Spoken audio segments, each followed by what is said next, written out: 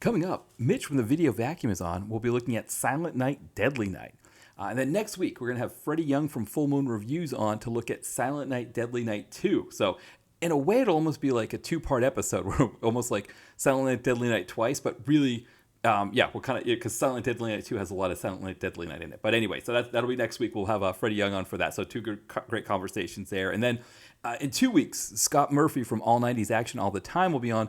We'll be looking at Out for a Kill, the Steven Seagal film. So we're continuing his look through the Steven Seagal oeuvre. Now, when you listen to that episode, I had initially planned to have that episode here and then the two Silent Night, Deadly Nights after to kind of get them closer to Christmas.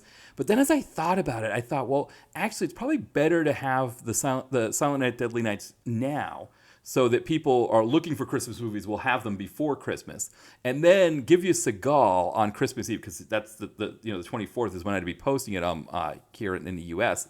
Give you Seagal for Christmas. That's kind of my plan there. So that's the plan for the next few weeks. So Silent Night, Deadly Night coming up here in just a few minutes. Silent Night, Deadly Night 2 with Freddie Young from Full Moon Reviews coming up next week, and then in 2 weeks we'll do some Seagal with Scott Murphy from All 90s Action All the Time. And again, just a reminder that we are done with the DTVC Extra, at least for the through December. So at least through the rest of this year, we'll kind of see what happens when we get into January. In terms of the site, so on Saturday, I'm going to look at One More Shot, Scott Adkins movie, which is one that I covered on a previous podcast episode with Rich Haas from DTV Digest. So look for that review. I think we've got Adkins over 30 reviews at this point, so he's in the 30 club. He's got plenty of movies out there. We could get him in the 40 club at some point, but yeah, it's one of those movies that that I've been wanting to get on the site as well. It's just kind of been sitting there parked when I did the 2000s DTV sequels of 90s thrillers, but we'll get that one up this week. Also, Indie Flick on Thursday, hopefully Thursday or Friday, we'll get that review up for a movie called The Bouncer. So Joe Williamson, a producer who has come to us with other films in the past, mostly Mel Novak films, but he came to us with this one here called The Bouncer. It's got Costas Mandylor in it, Gerald Okamura, and then the star is a new guy in the biz, John Azuna. So he's a martial artist. He's in Guinness Book of World Records for fastest punch, I believe, is one of the records that he holds. You can check it out on his IMDb bio. It lists that. But so he's kind of a newer guy to the scene, but he's in the film as well. So we'll be reviewing that one on Thursday. So that'll be kind of our indie review there. So keep an eye out for that one as well. And then in terms of other stuff we've got going on, I was on the Lambcast. So LAM is an acronym for Large Ass Movie Blogs. So the Lambcast, they did an episode on Christmas recommendation. I made some fun recommendations. They're all movies that are on the site, so you check that out. But also, the other guests that were on, they had some really fun recommendations too. I'll just say, obviously, our DTV connoisseur recommendations were definitely unique compared. Like people weren't necessarily expecting some of the ones that we had there. But so you can check that out, kind of see which ones we put on there for that. But so definitely subscribe to that. I'll put the link to that on Facebook, so you'll be able to see that as well if you want to check me out there on the Lambcast. And then I think John Cross from After Movie Diner, he said he's going to be editing an episode that I did with him a little while back. It wasn't the Soldier episode. That one's already up. I think the Soldier one is already up. It was something, now it's funny. It's been a little while since we recorded together. But yeah, keep an eye out for me being on the After Movie Diner as well. Yeah, and then I guess the last thing is my newest novel, my newest book, Nadia and Aiden. I can't call it a novel; it's a novella. It's a little short novel, we could call it something like that. But yeah, Nadia and Aiden. You can look for that on Amazon. Actually, if you type in Nadia and Aiden, Aiden is spelled A-I-D-A-N because it's an anagram. Is that the right term for Nadia? Essentially, they're each other's names spelled backwards. They're fraternal twins, and so the idea is that their mother was originally from South Philadelphia. She moves to Paris in the 70s, and in 1988 she has twins, Nadia and Aiden. Their dad is this character Mads, who was in a lot of flash fiction that I wrote that I'm still trying to get out there, but he's kind of this crazy Norwegian character. And they were these characters from this flash fiction that I decided to write a whole book about. And so the idea is in 2008, they're 20 years old. They come to America and want to get in touch with their American heritage. So they start in Portland, Maine, where they want to kind of see the birthplace of John Ford, because their plan is to make a documentary about their exploits. They pay their way as they travel by playing jazz music. So Nadia is a saxophonist and Aiden is a trumpet player. So when you look on the cover, you see a saxophonist and a trumpet player with a background of the United States on it. So that's what the cover is, because that's what they're doing. They're getting in touch with their heritage. So they kind of travel through the Northeast, right? They kind of start in Portland, make their way to Boston, New York, Philly, Vero Beach, Florida, because that's a place I used to spend a lot of time, so I want to have them go there. San Antonio, Texas, Leadville, Colorado, and then they make their way to Vegas to kind of finish off the trip, and they take some side trips along the way as well. Meet all kinds of different people from that time. So yeah, it's a really, really, really fun read. The other thing is it's kind of an experimental narrative style that I did, where it's a dual first person narration. I didn't need to say Persian there, but a dual first person narration, because the two of them are trading off narration duties. So that because it was experimental like that, that's why I made it a shorter book. But yeah, definitely check that out. The link will be in the podcast description. And, of course, if you just go on Amazon and type in Nadia and Aiden, you will find it there as well. And I always appreciate somebody who wants to pick that up. You can get a Kindle or Kindle Unlimited, Kindle Unlimited, and also paperback. It's a little cheaper than the other ones because it is smaller than them. So it's like $10.99 for the paperback, and I think the Kindle is $3.99. We'll kind of finish our cold open here, and then when we get back after the theme song from John Cross from After Movie Diner, Miscellaneous Plumbing Fixtures, when we get back, Mitch Lovell from the Video Vacuum will be on, and we'll be looking at Silent Night, Deadly Night.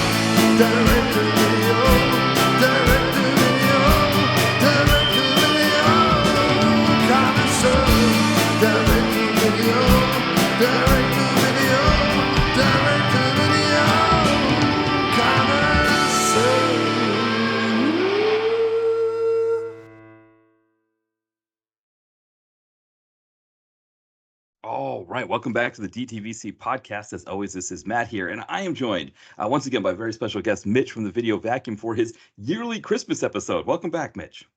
Ho, ho, ho, everybody. Yes, exactly. Yes, I look back at the archives, and so when I came back from hiatus, I did a Reb Brown episode with the guys from Comeuppance, and then I had you on to talk, I think, about like DTV comic book movies in general.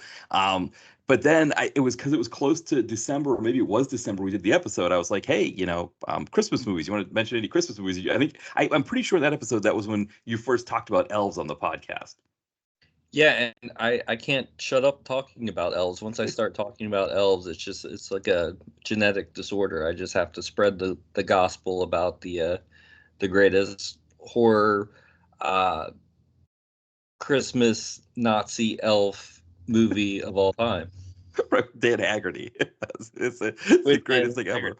Yes, it will definitely. I mean, so what happened was the next year we did Santa's Summer House with the guy with like Gary Daniels, directed by David Dakota, Cynthia Rothrock, and that next year in 2021, for whatever reason, I think I was kind of not keeping up with the podcast well. When I looked back in the archives, there's one episode that the guys from Comeuppance did.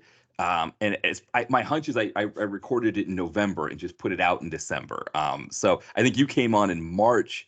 And I think it was when we did I think you came on in March when we did the Fred Olin Ray, Jim Wynorski double feature. I think it was like, maybe it was Inferno and Return of the Swamp Thing. I think it was something like that. Yeah. Mm-hmm. So that was the only year, 2021, since we've been back, since the podcast has been back, that you weren't on for a Christmas one, because then in 2022, it was Pups Loaded. Then last year wasn't exactly a Christmas movie. We did a True Justice film, but we still made sure we had time for Elves. Yeah, I mean, it's kind of like one of those, annual readings of "Twas the Night Before Christmas," but except with, Nazi elves. Right, exactly, with Nazi elves. And did Haggerty. And it's interesting, the movie we're going to talk about here, Silent Night, Deadly Night. It's interesting because I think one of the really cool overlaps between this and Elves. Even though Elves is a little bit later than Silent Night, Deadly Night, we get a toy store, like a downtown essentially, downtown large toy store, the kind of thing that you just don't really see in downtown areas anymore.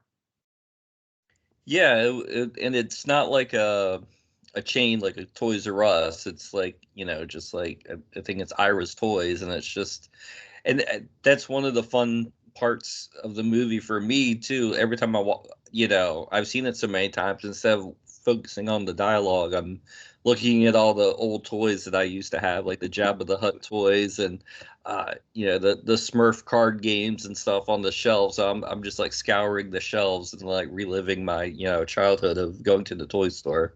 Yes. Yeah. And the thing I love too about that is like one, you're seeing, like you said, all the toys that you're nostalgic for and like, oh, I wish I remember getting those. But then also in the back room, because the characters work at this toy store, in the back room they have the Halloween stuff that the owner Ira has put away for the season because there's no more Halloween. And it's those I don't know that it's a traumatic thing. I don't know if I have PTSD from those plastic Halloween masks that with the sharp mouth in them and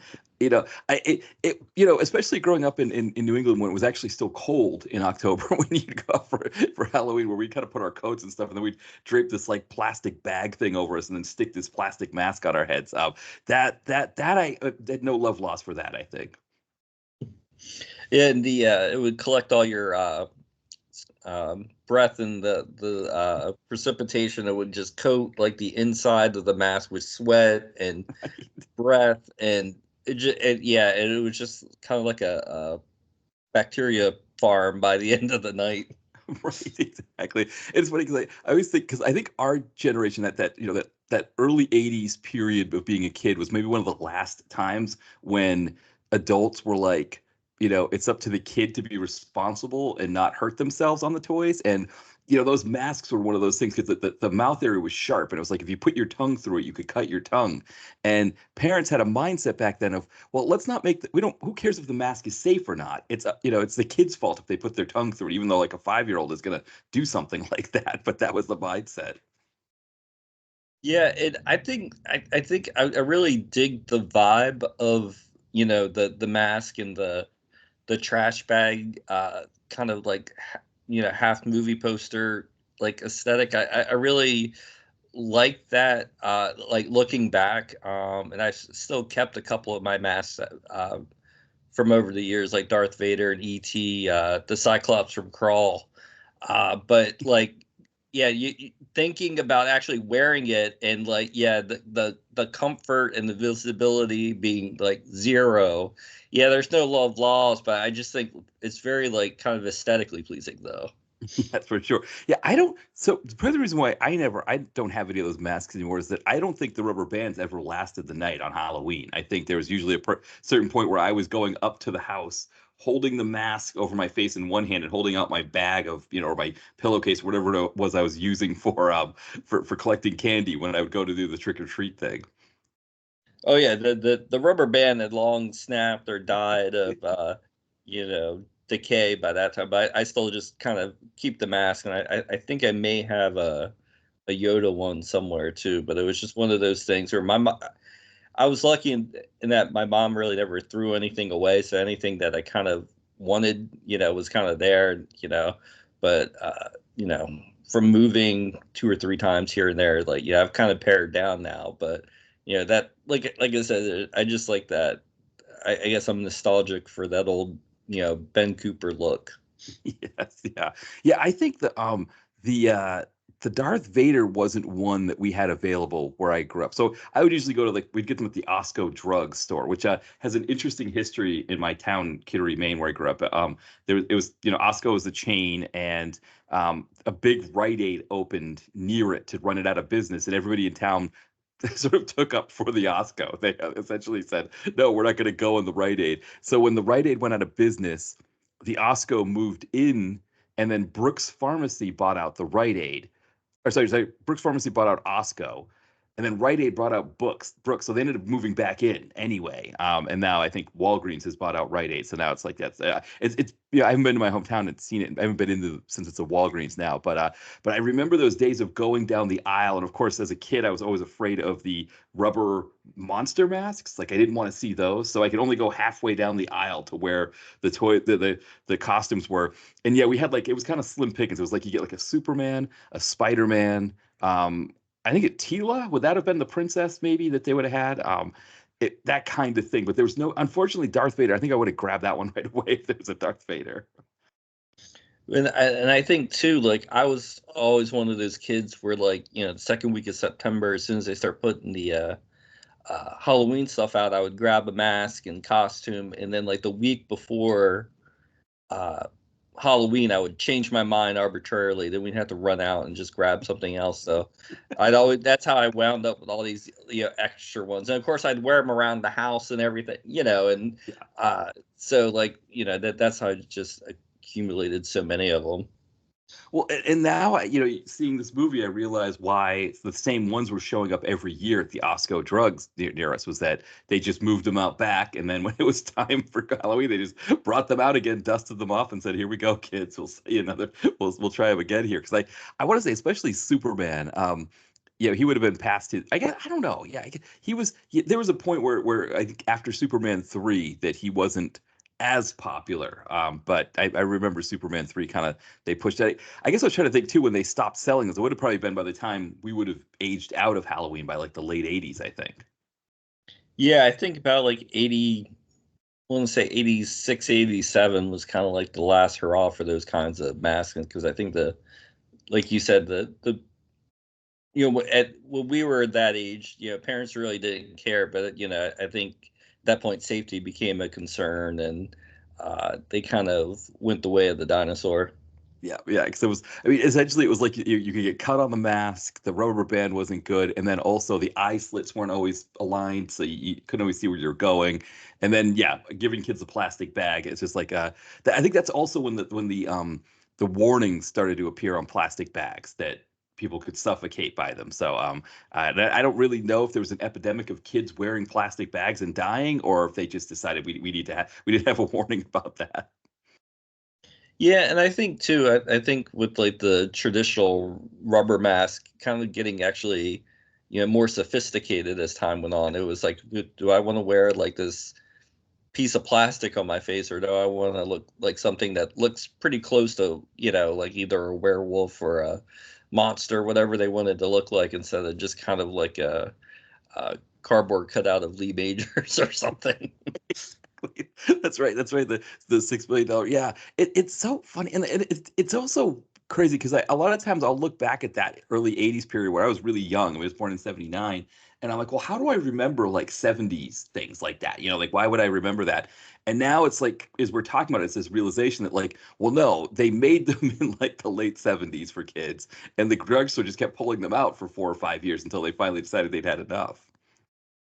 Yeah, and I mean that the same goes for like, I have like a lot of like Buck Rogers stuff, and uh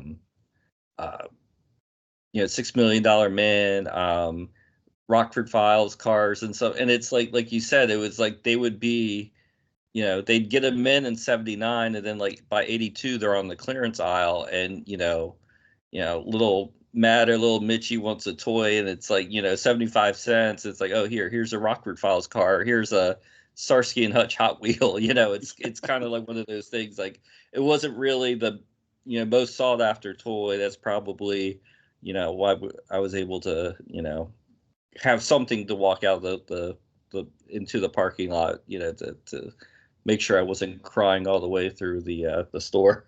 Right, exactly. Yeah, I remember because I had a lot of ear infections when I was younger. So, go to the doctors and then go to the Osco. My mom would pick up the prescription and then go through the toy aisle. And yeah, like you said, like the Starsky and Hutch, because I think the car, even if I didn't know what Starsky and Hutch was, the car was really cool. And it's like, okay, that's a cool car to have in my Matchbox collection. So yeah, or I remember A-Team, but I guess A-Team would have been even later. That would have been like maybe like late '80s. They had like the van and the play set on clearance at the drugstore.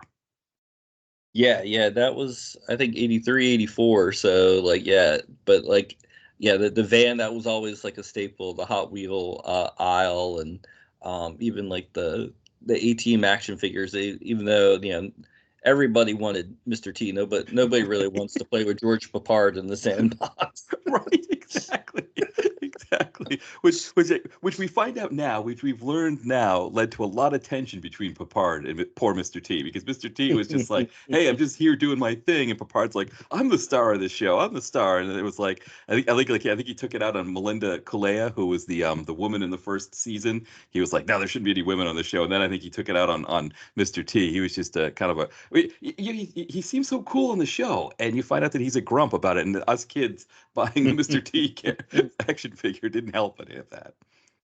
I know, and the lunch boxes. I mean, Yes. he's on the George Papard's on the lunchbox, but who's on the thermos? Mr. T. That's how you decide who's the most coveted of of your TV shows. Who gets the thermos placement? Yeah, that's a good point because my dad had my he for when I was going to nursery school, like I remember this that like the lunchbox that I had with I guess he had somehow he had a pigs in space lunchbox, and so he gave that to me. It was like a metal one, and I believe the thermos had Miss Piggy on the so like you had the guy with pig from Pigs in Space, and I guess of the whole crew, but the guy was front and center. But yeah, on the thermos was Miss Piggy, I believe. Yeah, I mean that's the yeah who that's the iconic placement. That's what everybody wants. That's why you very rarely, when you see metal lunchboxes now at the flea market or antique stores, uh, the thermos is missing, because even kind of after the lunchbox is rusted over, or you still have a perfectly good working thermos, so that people held on to the thermoses a little bit longer. That's why I think they're a little harder to find. Yeah, that makes sense because just thinking about that lunchbox in particular, I remember after I was no longer using it, because I think there was it's kind of funny that at that time I wanted, we had a neighbor who had a Return of the Jedi lunchbox that my mom worked as a nurse, so she worked nights, so she was like the local mom that could see kids off to the bus in the morning because the other moms would have gone to work early, or weren't around, and so one of the kids up the street, he had a Return of the Jedi lunchbox, and we traded for a day, and it was like the bright red plastic. I think it was the scene on it was Luke lifting the ship with Yoda. I think it was something like that. But I was like too cool for Pigs in Space, and I wanted a lunchbox like that. And so my dad ended up. I remember it ended up in the basement. It was filled with nails. That was where my dad kept his nails. And so yeah, I don't know what would have happened to the thermos, but he probably would have used the thermos still because you could still put hot liquids in it, and use it for that kind of thing still. Yeah, I mean that, and that's one of those things too. That was like, carrying it around as a kid, like the clanking, and just it was kind of a pain in the butt. But now, like looking back, it's just like the aesthetic of it, the way it looked. It was like many movie posters, and just the kind of just the intricate details of like the artwork on the side and everything. It's just like, yeah, to me, it's like, I have a pretty big collection now, but it's just like one of those things where I think it's a little bit of nostalgia, but I think too the fact that they don't really make them anymore, it's just kind of I don't know. It's like I said, it's just very. I really dig the aesthetic of a good metal lunchbox. Yeah, no, you make a great point because my friend and I we used to when I lived in New England, we would go to this like knickknack shop in York Beach, Maine. It closed after a certain time. The guy had all kinds of crazy stuff. Like he had like just collections of like publicity, like one note sheets, or like sheets for movies where they had like one still, publicity stills, things like that. And I remember we would go through the stills to see from different movies, and grab ones. And now that you mention it, there were some, especially if the movie was something that would be merchandised towards kids, that the stills were from lunchboxes. Now that I think especially like some of the Star Wars ones off the top of my head, it's kind of crazy to think that like you said, it's like it was like its own poster or advertisement for whatever the movie or the TV show. Yeah, and I mean, at that time, that was just another kind of publicity angle of, yeah, you don't think of it that way when you're a kid. You're just like, oh, cool, I got a Star Wars lunchbox. But yeah, yeah, you're free advertising at the bus stop for, the latest George Lucas saga. So Yeah. I wonder if that's why. Well, I was going to say why the Star Wars movies didn't do so well, but they did really good. They did like, I think one of them did like 2 billion at the box office. But it is, it is kind of an interesting thing. I do kind of wonder because I know, Star Wars has managed to get younger fans still, but Star Trek is kind of starting to age out. Like it seems like not many people younger than our age cohort have gone in for Star Trek. And I wonder if that was part of it. If like, they just didn't market to kids at that young age and you needed more like Spock and Shatner lunchboxes or Picard lunchboxes, maybe in the early late '80s, early '90s. yeah, well, and that was like another thing that kind of, like you said, like was kind of like a little bit before our time, like because I somehow, even though I never saw the first Star Trek movie until I was like maybe like 9 or 10, I still wound up with all the action figures because they were on the clearance aisle. Because at that time, Star Trek wasn't. Yeah, the first movie was kind of panned and stuff, and but like somehow I still knew Spock and Kirk and everybody, mostly from the action figures because I didn't really go in for the TV show when I was little because I was a Star Wars kid, but I still had all the figures and I would put them in the mix with my Star Wars action figures every now and then. Yeah, that's a good point too, right? Was that you, especially Spock? I think Spock more than any of them, he was just so kind of iconic as this character that yeah, you had to have him in there with like your Han Solo and your Darth Vader and all of those. I thought my parents might have because my dad's kind of like the opposite of what you're saying your mom is. My dad just throws everything out. And I remember my nephew when he was 3, he's 18 now, so just give you a sense that this was a long time ago, but I remember he came over to my parents' house and I was talking about all the toys I had, the Star Wars toys, the He-Man figures, GI Joe, all that kind of stuff. And then my brother, who was born in '88, he was talking about his Power Rangers and things like that. And my nephew was just like, "Oh, well, can I play with them?" And they were like, "No, Grampy threw them out." And he was like, "Grampy, why did you throw them out? I'd want to play with those." And my dad was just like, "Well, we didn't know you were coming." And it was kind of like this existential crisis for this poor 3-year-old who's just like, "You didn't know I was going to be here? I'm here. Why did you not know I was going to be here? How did you not know that, I was going to exist?" But thinking about like all those, like the Star Wars ones, we thought they might be in the attic. And my brother said, "No, I looked up there and there was nothing because nobody ever went in the attic." He's like, "Yeah, there's nothing up there." So yeah, all those great toys that they all ended up in a landfill, unfortunately. Mm, yeah, that's a shame. That because like I said, like I'm looking around my house, I'm seeing the stuff I'm like telling you about. I can like physically see from like where I'm sitting, and like the Star Trek, uh, the Halloween mask, the lunch boxes. I mean, they're all like all around me. And yeah, at some point I'll probably have to get rid of them, but like for right now, I mean, I think it's cool decor and cool conversation pieces when people come around. But am I gonna pack my bologna sandwiches in the lunchbox? No, but yeah, like I said, I just kind of dig the way they look. Well, like you said, they're like small movie posters, but so there's that combination of like, you know, childhood nostalgia combined with the fact that I mean, think about like having movie posters on your wall or like, framed movie posters and things like that. It's kind of the same thing, only with that mix of nostalgia. Yeah, and like I said, they don't take up that much room. So like if I do pick up one here or there, like I'm always able to kind of work it into the collection. Yeah, no, I think that's amazing. I love that. I think for me that would have been, thinking about some of the ones. I think the only metal one I had was that pigs in space one. But then, the plastic ones that I had, I think I had some good ones beyond, the Star Wars. I think it was like I think I had another Muppets one. It was like a yellow plastic that had Kermit the Frog on it. And I'm trying to remember the other ones that I would have had at that time. But it is kind of too bad because it was kind of the perfect way to transport your food. I mean, like you said, now kids have almost like these sort of insulated bags that they can put stuff in.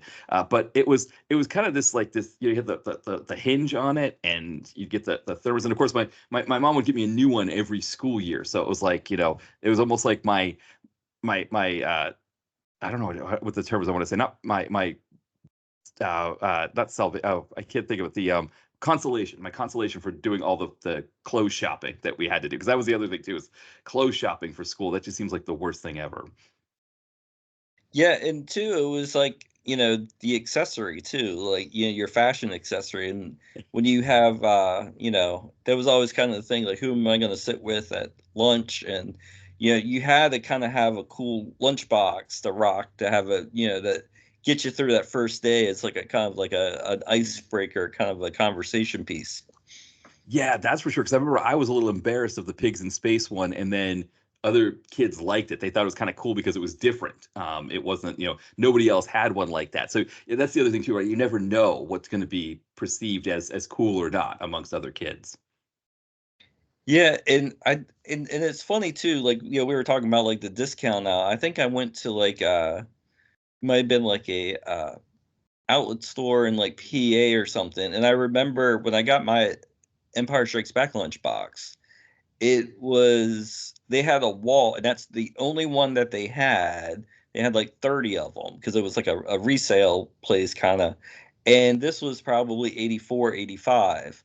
And so I had the Empire Strikes Back lunchbox when Return of the Jedi was all the rage.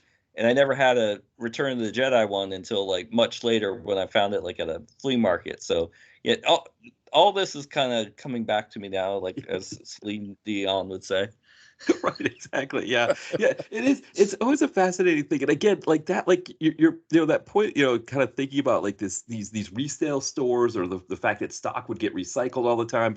It's so different from what it is today, where it's like you get used to a product, and yes, unless it's like a Coke or a Pepsi or something like that, or something that you always get, it's just so common to like think like, okay, well, I know if I need this, I can go to the store and get it. Then you show up and you realize like, oh no, no, no, we discontinued that or something. It's like, like, I mean, I had a deodorant that I was like Axe deodorant.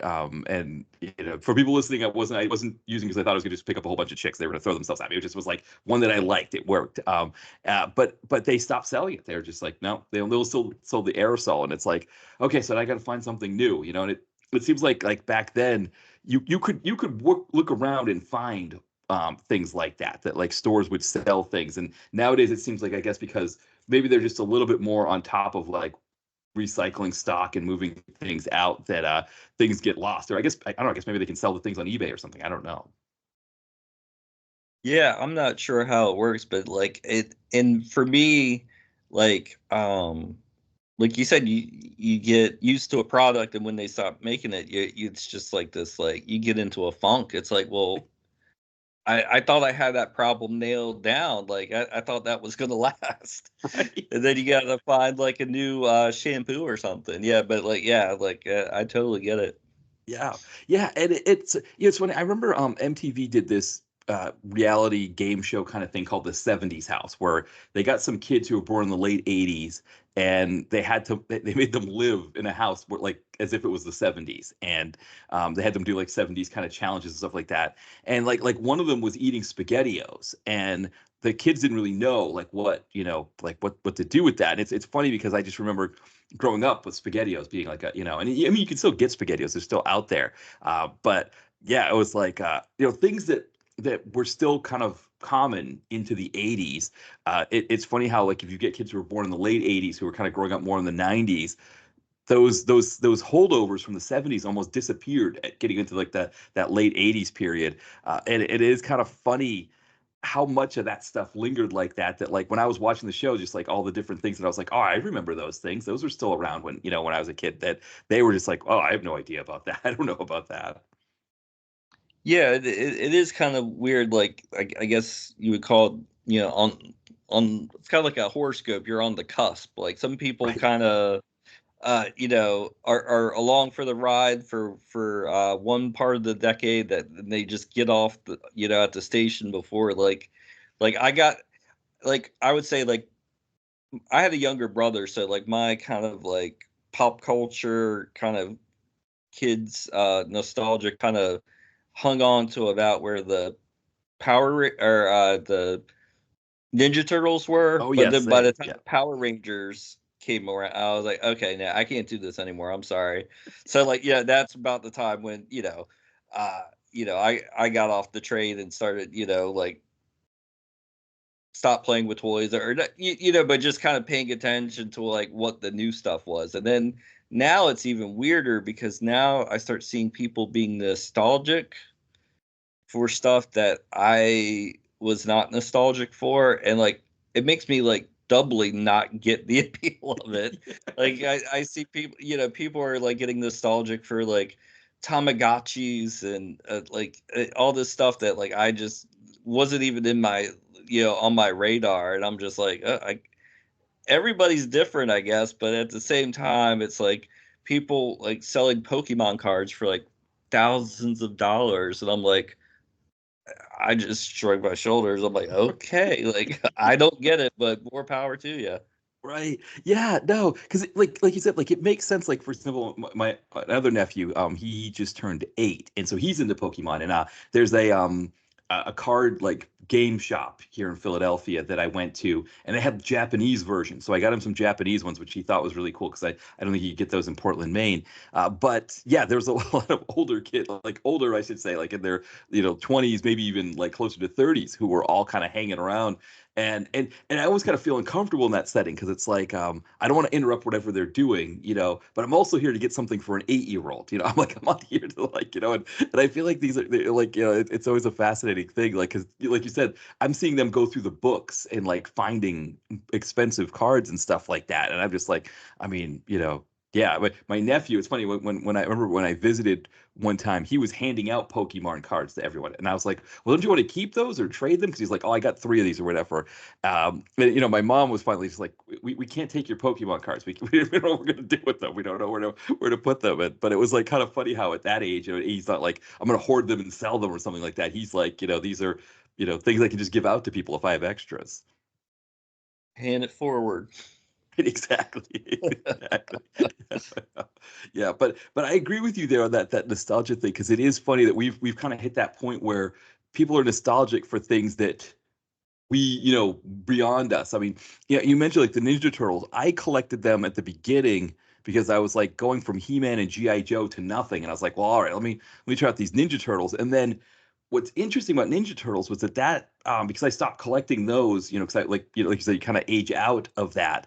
But because they had comic books, that's actually what got me into to comics. Was I started getting the Ninja Turtle ones, and then they, at the bookstores or the even the gas station or whatever, they'd be all in the same place, and I was like, oh, the Spider-Man comic looks really cool, and that ended up being my next kind of obsession kind of thing into the late 80s into the early 90s until that bubble burst on that when they got to be too expensive. But so it is kind of funny too how some of those things how they transition.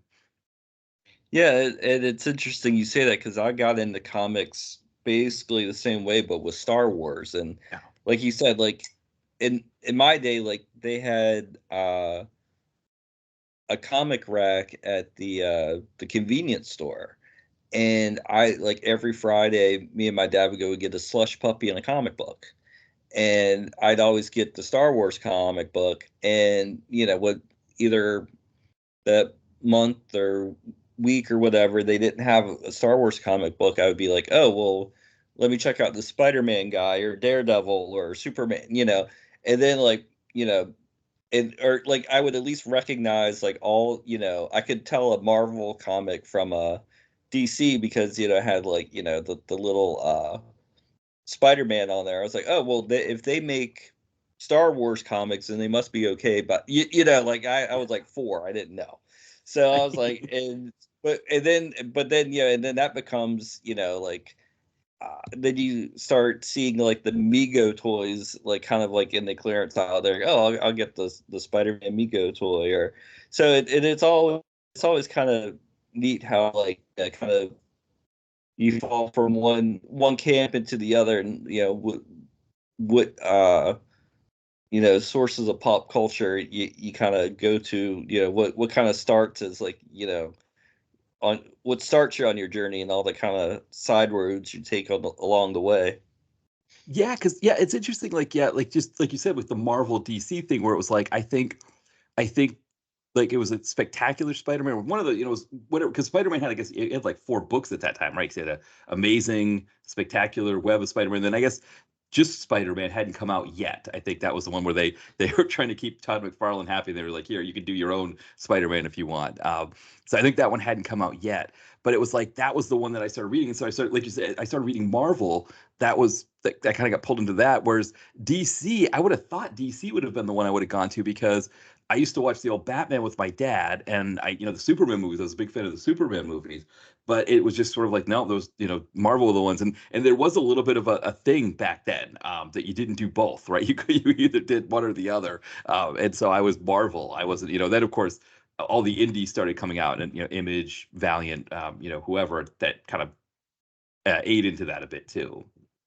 Yeah, I mean, I had a few DC, but it wasn't like, but I think when Batman came out in 1989, that Oh, right. like for a while, like Marvel was the cool book, like yeah. But then when DC kind of got the bump when the Batman movie came out, then it was like, oh, okay, like DC's cool again, and especially like the Batman titles. But yeah, I mean, I definitely have more Marvel than uh, you know, DC, but I had the Superman pajamas, I had the Batman pajamas. You know what I mean? So it was like I read, they were always there in spirit, but I just read more Marvel. Just, you know, uh, that's just the way it shook out, I think. Well, and the other thing too, you make a great point when you bring up the old Batman, or not the old Batman.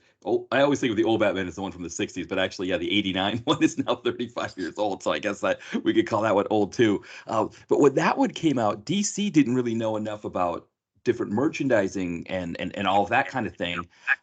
And so a lot of those Batman movies, or a lot of Batman merchandise was like sectioned off from the rest of DC. So like I remember DC had trading cards that I got, but they didn't have Batman in those or any of the Batman characters, because they had licensed those off to another company that made their own versions for the movies. And so that was also an interesting thing, was that like Batman was this really great seller for DC, but because of the way they marketed it, or they signed their merchandising deals, they couldn't use him as much to sell DC in general, the way that, like you're saying, how like Spider-Man, you could get Spider-Man and then pick up Daredevil, or Ghost Rider, or somebody like that that you wouldn't have necessarily thought of, but oh, Spider-Man's in that one. Let me check that one out. Now I'm going to get that book as well. Yeah, and I think too. I think they eventually, it's a trial and error thing. Eventually everything becomes a uh, you, just like part of the publicity machine. Yeah. So I think by the second one, they already knew they were having Happy Meal toys before they even wrote the script. So I think a lot of stuff has there's either growing pains or they learn from their mistakes pretty quickly, and especially too. I mean, at that time, movies like Flashdance and Footloose, they had the soundtrack already prepackaged. So like they already had Prince signed up for the soundtrack for Batman. So it's always kind of interesting to see how that you know that overlap too of now we think of like there aren't too many kind of uh songs that go along to a comic book movie because it's not necessary. Yeah, they don't need to, kind of promote that soundtrack like they used to. But it's just kind of, I think maybe the last one was like Hero by Chad Kroger with the first Spider-Man movie. So that there's like these kind of like vestiges of like the old way of doing business, and then now where it's just like we're Marvel. We make 5 movies a year. We don't have to sell our stuff. You already know what we're all about. Well, yeah, and also right because there's no money in the soundtrack anymore. Now, I mean, think of Deadpool and Wolverine, right? It's like, oh, like a prayer or Avril Lavigne's "I'm with You," whatever was playing in that movie. It's like you can just go on Spotify and play it, or you go to YouTube and you see like a whole bunch of kids saying Deadpool Wolverine brought me here. So it's like it's a different kind of moneymaker. It's really kind of like you said, like with Batman. I mean, I guess they had a song for each of the movies. I'm trying to think, right? Because you had uh I can't think of the one for Batman Returns, but I know you had obviously Bat Dance, and then you had Kiss from the Rose. You had the U2 song. So it was like almost like a James Bond movie, right? Where you got to have a song to go with the movie to make it all work. And then now it's just like okay, Ryan Reynolds, yeah, go talk to Madonna, see if you can get the rights to Like a Prayer, put that in the movie, and we'll call it good. Yeah, it's just kind of interesting how things kind of mutate over the years, we should say, since we're talking about Deadpool and the mutants and Yes. Yeah. And I mean, that was the movie, right? That was the one that this year was like, was the big hit. But I mean, think about the marketing thing. I went to a Sixers game here in Philadelphia back in October, and I went to use the restroom, and that was when Deadpool Wolverine was going to be out on digital. They were about ready to release it on digital. All over the bathroom were stickers that were just like, get Deadpool Wolverine, do it. So they'd done an ad campaign with the arena, and I don't know if other arenas in the country had a similar thing where when you using the urinal, there's the Deadpool Wolverine heart kind of thing, or telling me where go Disney Plus, check out Deadpool Wolverine. Yeah, that's I guess corporate guerrilla marketing, I guess maybe Yes. is the term for that. Right. Exactly. Yeah. But it is kind of crazy, like you said. And it's interesting with Marvel, like you said, like they had probably the biggest win this year between that one or the other Disney movie, Inside Out too. But yeah, next year it looks like we're gonna get more of a full slate of Disney movies. So we'll kind of see, like it was one thing for Marvel to only have the one movie and have it do really well. I mean, it was a really great movie though. It was I really enjoyed it. I don't know about you. It kind of did the trick. So now they've kind of given themselves a bit of a high bar to meet next year. Yeah, and two, I think they didn't have any real competition with DC because they're kind of in the reboot stage. Yeah. But um, it'd be interesting to see where it goes now. Like, see how well the new Superman movies does, and how the whole interconnected DC universe will be. I think it's a neat way to do it. But I don't know if maybe they should have just let it breathe a little bit. That's the only problem with like the reboots and remakes and stuff. Like Moana 2 just came out and they're already doing the live action version. I'm like, really? Like it, and like I think, say what you will about the prequels, like George Lucas made that demand for that movie happen because he didn't give you Star Wars down your throat forever. You had like two Ewok movies and like two cartoons, and then you had nothing for like 15 years. And then when it's like, oh, episode 1, it he almost like, you could say maybe, I don't know, like that just to me sounds like a smart business move. Like, let build up that demand. And but now, can you imagine Disney waiting 15 months, let alone 15 years, to do like another Star Wars, Marvel show or anything? No. No, right. Well, or like or even like using certain characters, right? So like if certain big ones like maybe like Captain America, right? Okay, so we've got Chris Evans, he's out, and now they've got Anthony Mackie playing the part. But yeah, like maybe in 10 years you bring I don't know if you bring Chris Evans back, he's gonna be a little bit older at that point, but you bring in somebody else, right? That like is a new person that could be doing it. It's interesting because Kevin Feige, he's around the same age as I think he was born in '77, or maybe it was '75, but I think it's '77, and so he would have grown up with kind of these similar things. And I think one of the best ways that I like when I think of like crossover kind of things, was the way that the Incredible Hulk movies did it, where you got Thor, just sort of there's Thor in a movie, or there's Daredevil in a movie, where it's like, okay, so I'm gonna make a Daredevil movie, or I'm gonna make a whatever Captain America movie or whatever, and it's not gonna be connected to this big greater storyline. But hey, if I want to throw Spider-Man in my Captain America movie because I think it's cool, I'm just gonna do that, And I think that might be a better approach. And kind of the way Deadpool Wolverine did it, where they're like, we're just going to throw these people in this movie because it's cool to have them in there.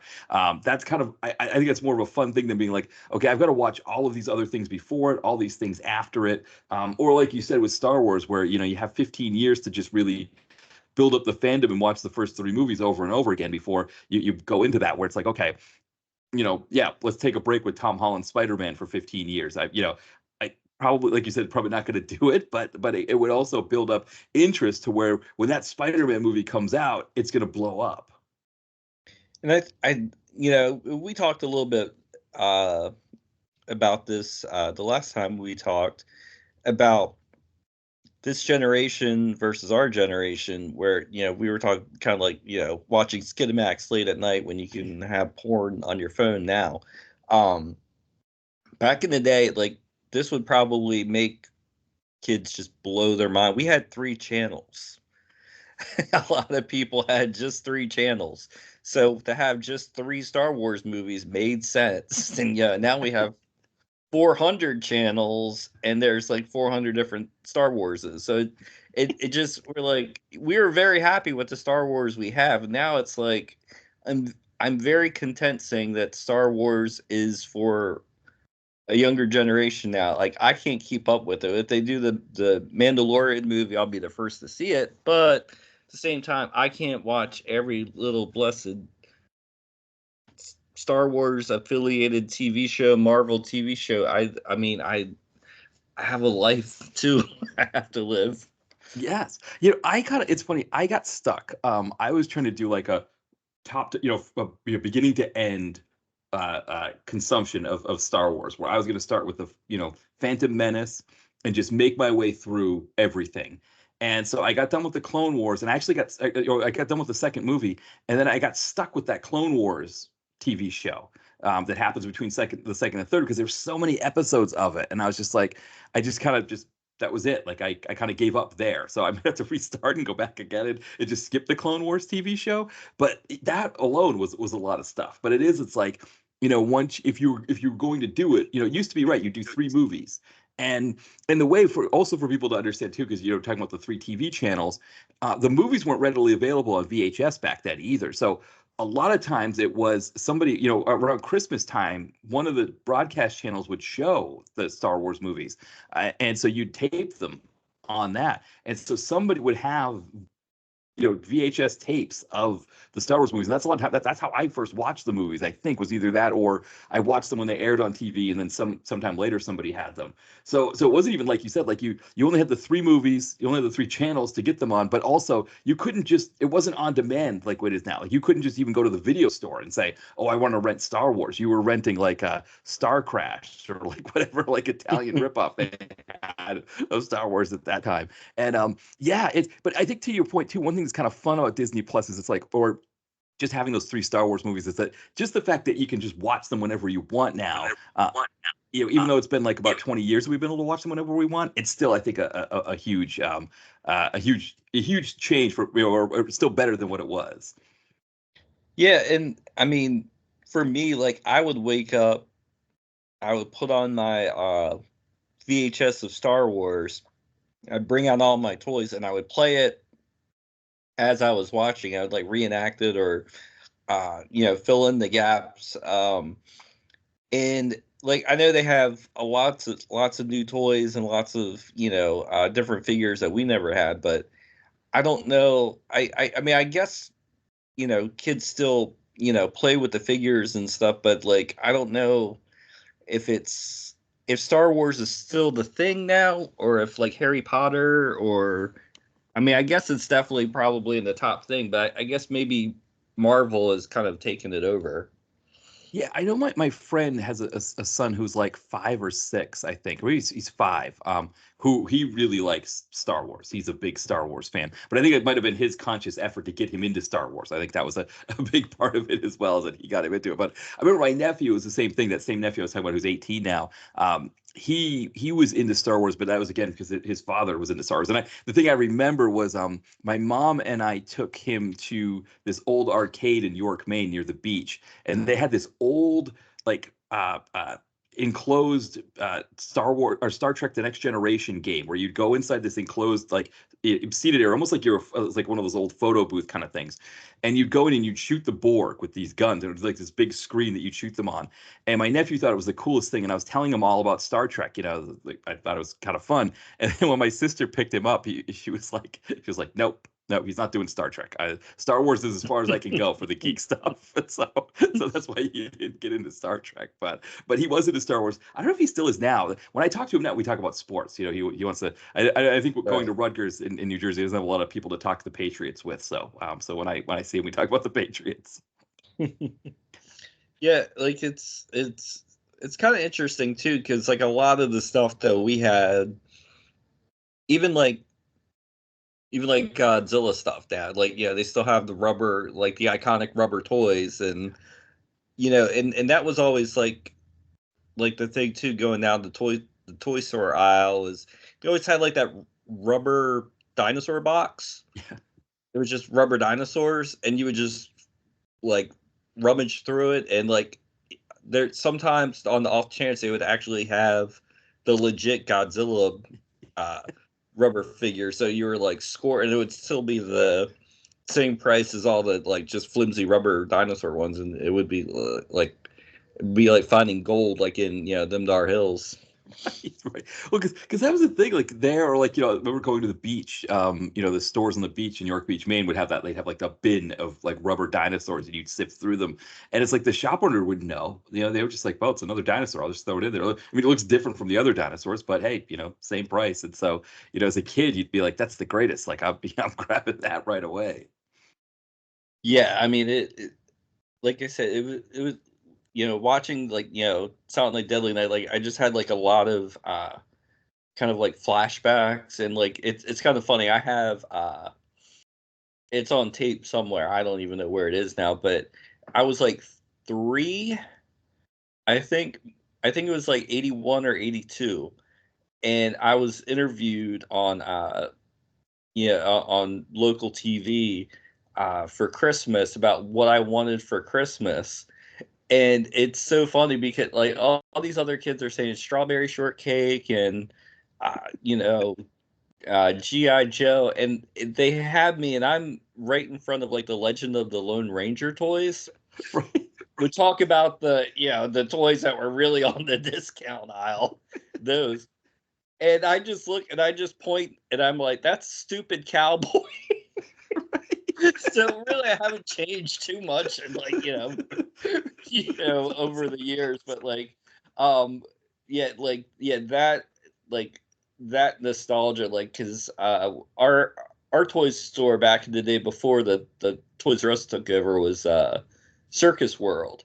So like when I watch that clip every now and then, like I will pause it. I think there was uh, Clash of the Titans figures, Legend of the Lone Ranger. I think there may have been a Raiders of the Lost Ark. I'm not sure, but like yeah, it was like um, it again that whole era of action figures, like the cardboard backing, the way that uh, the extra figures are presented on the back. It's just like I don't know. It's just like I think a lot of. I mean, there's a reason why when Kenner brings out the new Star Wars figures, they try to make it look like the old figures because it was just so cool looking. Right, because they can sell to new people and to old Yes. fans. Yep. Guilty as charged. Yeah, exactly. I remember my friends in high school when they re-released the old Star Wars figures at Toys R Us, and I remember they were like they had to get them. And I remember they said one time because they were looking for certain figures that somehow they had managed to get out back, and find a box, and they just like ripped it open to see if they could find anything in there that they didn't already have. So yeah, but I guess that's the thing when you introduce older kids or adults into the mix, right? It definitely changes from what it's like when kids are there. Yeah, and then the second trip around, you're like, oh, like I should have never opened that one box because that's worth so much on eBay. So this droid gunner from Phantom Menace, I'm going to keep in pristine condition because it's going to pay my way through college someday. And then Right. that doesn't work out at all because it's worth less than what it came out, originally. Right, exactly. Well, listen, I know my another friend of mine, my friend Mike Palos, who actually listens to the podcast here. He had all the Star Trek Next Generation ones that I think it was Playmates put out, and he had all the Star Wars ones. And I think he has two sons. I think he gave one the Star Wars, and he's going to give the other one the Star Trek. I don't know exactly, but yeah, he looked it up and he said, yeah, none of them are worth anything now. And I mean, they're now like 25 years old even, and they're still, because everybody did that, right? Nobody opened them. Everybody kept them in the containers and all of that. Yep, yep. It was. I mean, like we said before, like the comics, like there's always a bubble for something, and unless you're, I played with all my toys. I'm happy I did. I'm like, I would have had a very boring childhood if I had kept everything in the box. So. Yes, exactly. Exactly. Well, yeah, that's a good point there. Maybe a good place, as you're talking about the nostalgia from this movie, maybe a good place for us to kind of start in on Silent Night, Deadly Night. So a few things about this movie is, one, it came out in 1984, and there was a huge push, a huge amount of protests around the film that tried to get it taken out of the theater, and it ended up doing that. A lot of theaters ended up pulling the film.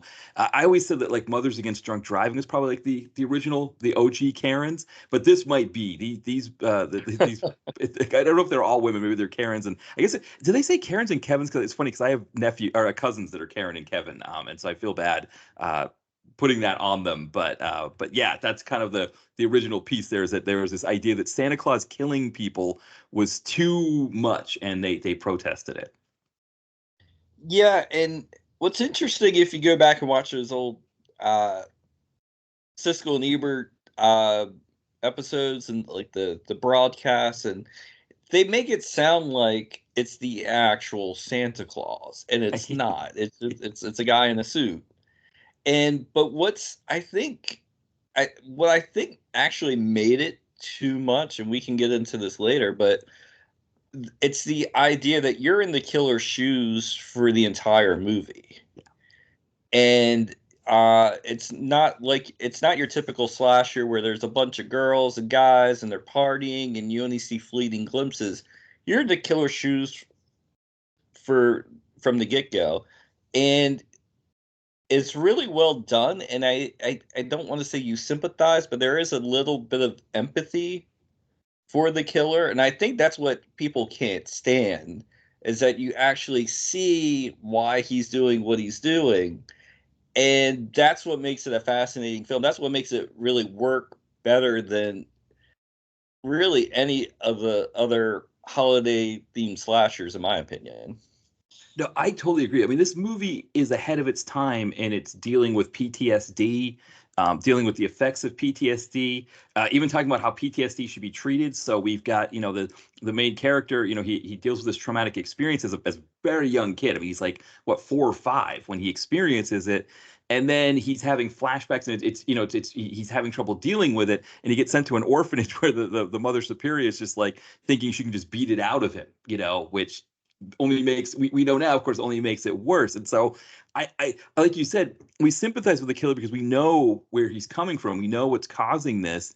And also, I will say it seems like he only kills jerks for the most part. There aren't too many. I mean, maybe the woman, the older woman working at the store, maybe she probably doesn't deserve to get it. But for the most part, people kind of, I actually, the girl who's getting assaulted too, that he saves, she didn't deserve to get it either. But for the most part, right, we're seeing people that kind of, it's not the worst thing in the world. So there's that part, but then also the PTSD where we know, had the kind of the lower nun in the order. Had she had her way, she would have probably treated him better, and he would have maybe had a much more say fruitful life without without dealing with this PTSD. Well, and you feel bad for him because so many tumblers had to fall into place for this kid to be the adult that he wound up to be. And, just fate happened to line them up for him. Like having the grandfather, scare the bejesus out of him, telling him that Santa Claus is going to get him if he's naughty, which is immediately followed by him seeing a Santa guy in a Santa Claus suit kill his father and mother right in front of him. Right. And then this idea of being either, naughty or nice, this very black and white, idea of right and wrong, and spending his childhood years in an orphanage with a mother superior who punishes the naughty. And and then you're like, yeah, I can see how this kid turned out that way. Yes, yeah, exactly, right. And it's it's interesting. There's a book on PTSD. I can't remember the name of it. It's kind of a famous book that a psychologist wrote, kind of studying the phenomena in the 80s and into the 90s. And it's like, yeah, a lot of the kids that sort of have different traumatic disorders, borderline personality issues, psychosis, things like that. They come from sort of very rough situations. Like they've experienced some of these things in some cases, and so he would be like, he was working in Boston at the time, and he'd be like going to the school system. They'd be like, "Oh, these kids, we can't do anything with them. They're just completely all over the place causing problems." Then he'd sit down and talk to them and find out like, "Oh yeah, all these traumatic things happen in their past, and they're lashing out as a result." And so many cases, right, it was Mother Superior dealing with these kids and just making it worse, right, by having this sort of martial law kind of, this martial corporal punishment kind of thing. Whereas, yeah, it was really the other nun who had the right idea in helping Billy, but unfortunately she doesn't win out. Mother Superior does, and so we're treated to one of the most fun slashers at the end as a result. But yeah, poor Billy. Yeah, and that's what really kind of makes it, I think, more than the sum of its parts, is because that first 50 minutes you are, and I think the only other movie I can think of off the top of my head that's kind of like this is the Rob Zombie remake of Halloween, where you're actually, kind of taking that formative journey with the slasher to find out, yeah, and this is stuff that normally a sequel would fill in the gaps later, like, oh well, this happened to him, and they would do a flashback, or this happened, and this you're just kind of presented all the traumatic things that kind of lead into him being a killer, and I think it's kind of fascinating, and I think it almost plays like almost like a true crime movie before it switches gears into a more of a traditional slasher. But it's definitely not like I don't really think it's in the same vein as a Halloween or Terror Train or Prom Night, wherever, like, it's very much its own kind of thing, and I think it's got a twisted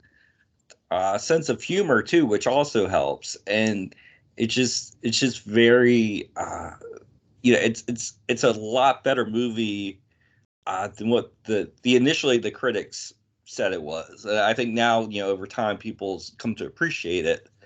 But yeah, I think it's definitely one of my favorite slasher movies of the '80s.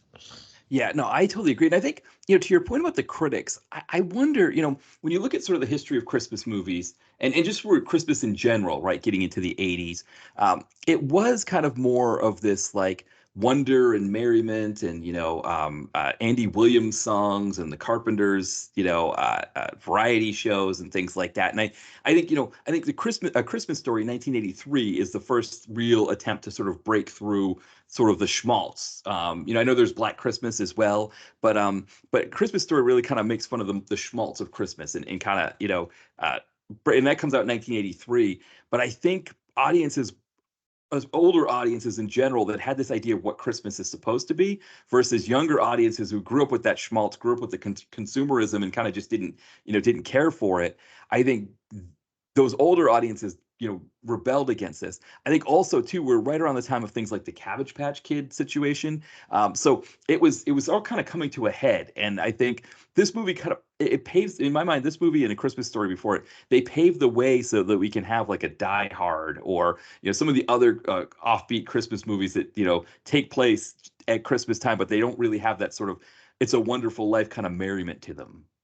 Yeah, absolutely. And the same year that this comes out, we have Gremlins, which has, one of the great, toy store scenes, of all time. Or I guess it's more of a department store, but like it's in the, parts of it are in the toy aisle where Billy's fighting Stripe.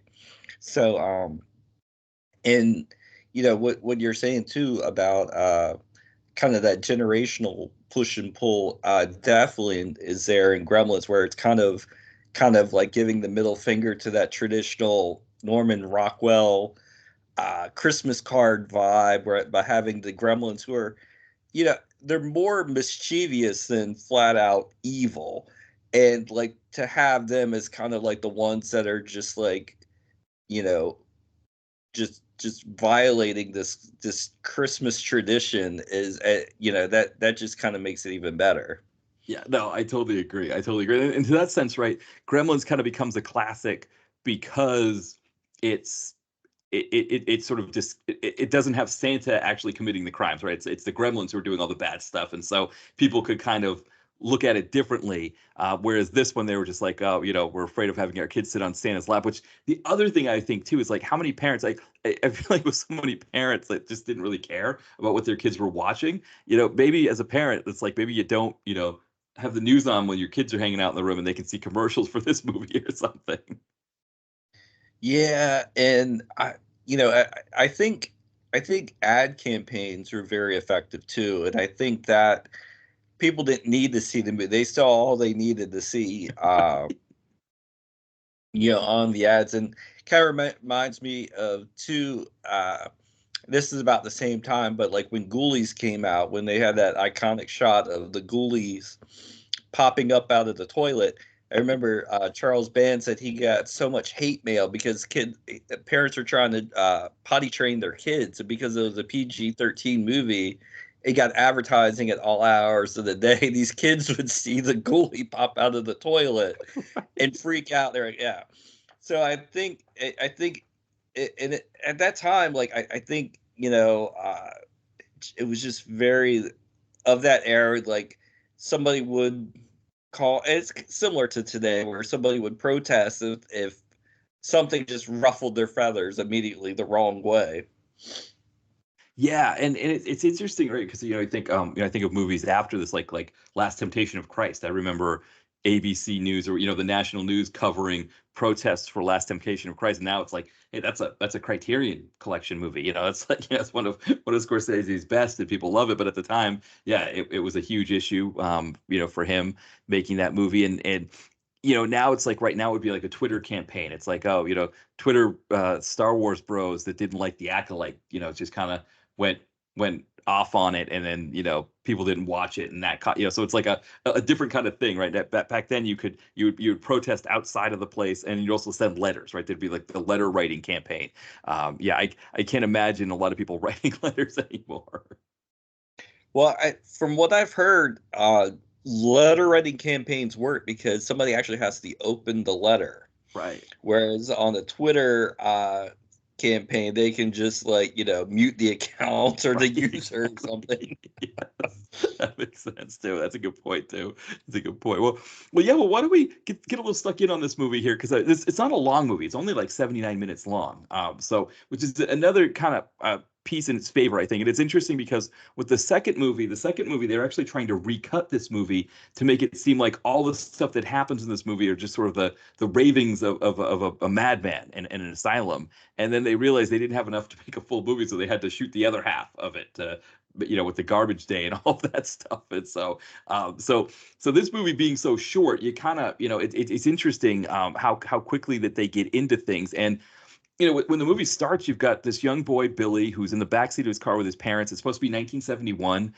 He's also got an infant brother, and on Christmas there's sort of this tradition or this thing where they got to go see his grandfather. And I don't know which parent's father it is. They're not really clear. I think it's the dad's father, but I'm not sure. Um, but they go to this like rest area where the dad or this rest home where the dad is catatonic, and the parents are there. They're like, oh, here's Billy, here's your grandfather. They talk, and then they do what parents used to do back then. And my parents would do this kind of thing as well. And I've talked with my wife, who's she's born in 75. Said her mom did this like when her grandmother was ill in bed. You just leave the kid with this older person that's like kind of catatonic or sick or whatever it is, well, we go and do something else. And so of course they leave poor Billy with the grandfather, and grandfather is played by Will Hare, who people on the site will probably know him from Enter the Dragon, or sorry, Enter the Ninja. Black Oak Conspiracy was his, but also pretty much every TV show from the 70s and 80s. So Will Hare is this grandfather who's supposed to be catatonic, and while he's alone with Billy, he decides to tell him that, hey, you know what? I'm not that catatonic, and I'm going to let you in a little secret. Santa Claus will give you toys if you're good, but if you're naughty, yeah, he'll punish you. And so poor little Billy's freaked out by this old guy telling him this, and so yeah, it's one of the scarier scenes, but it's also a scene that for me kind of rang true because it just seemed like something that parents did, even in the 80s when I was growing up.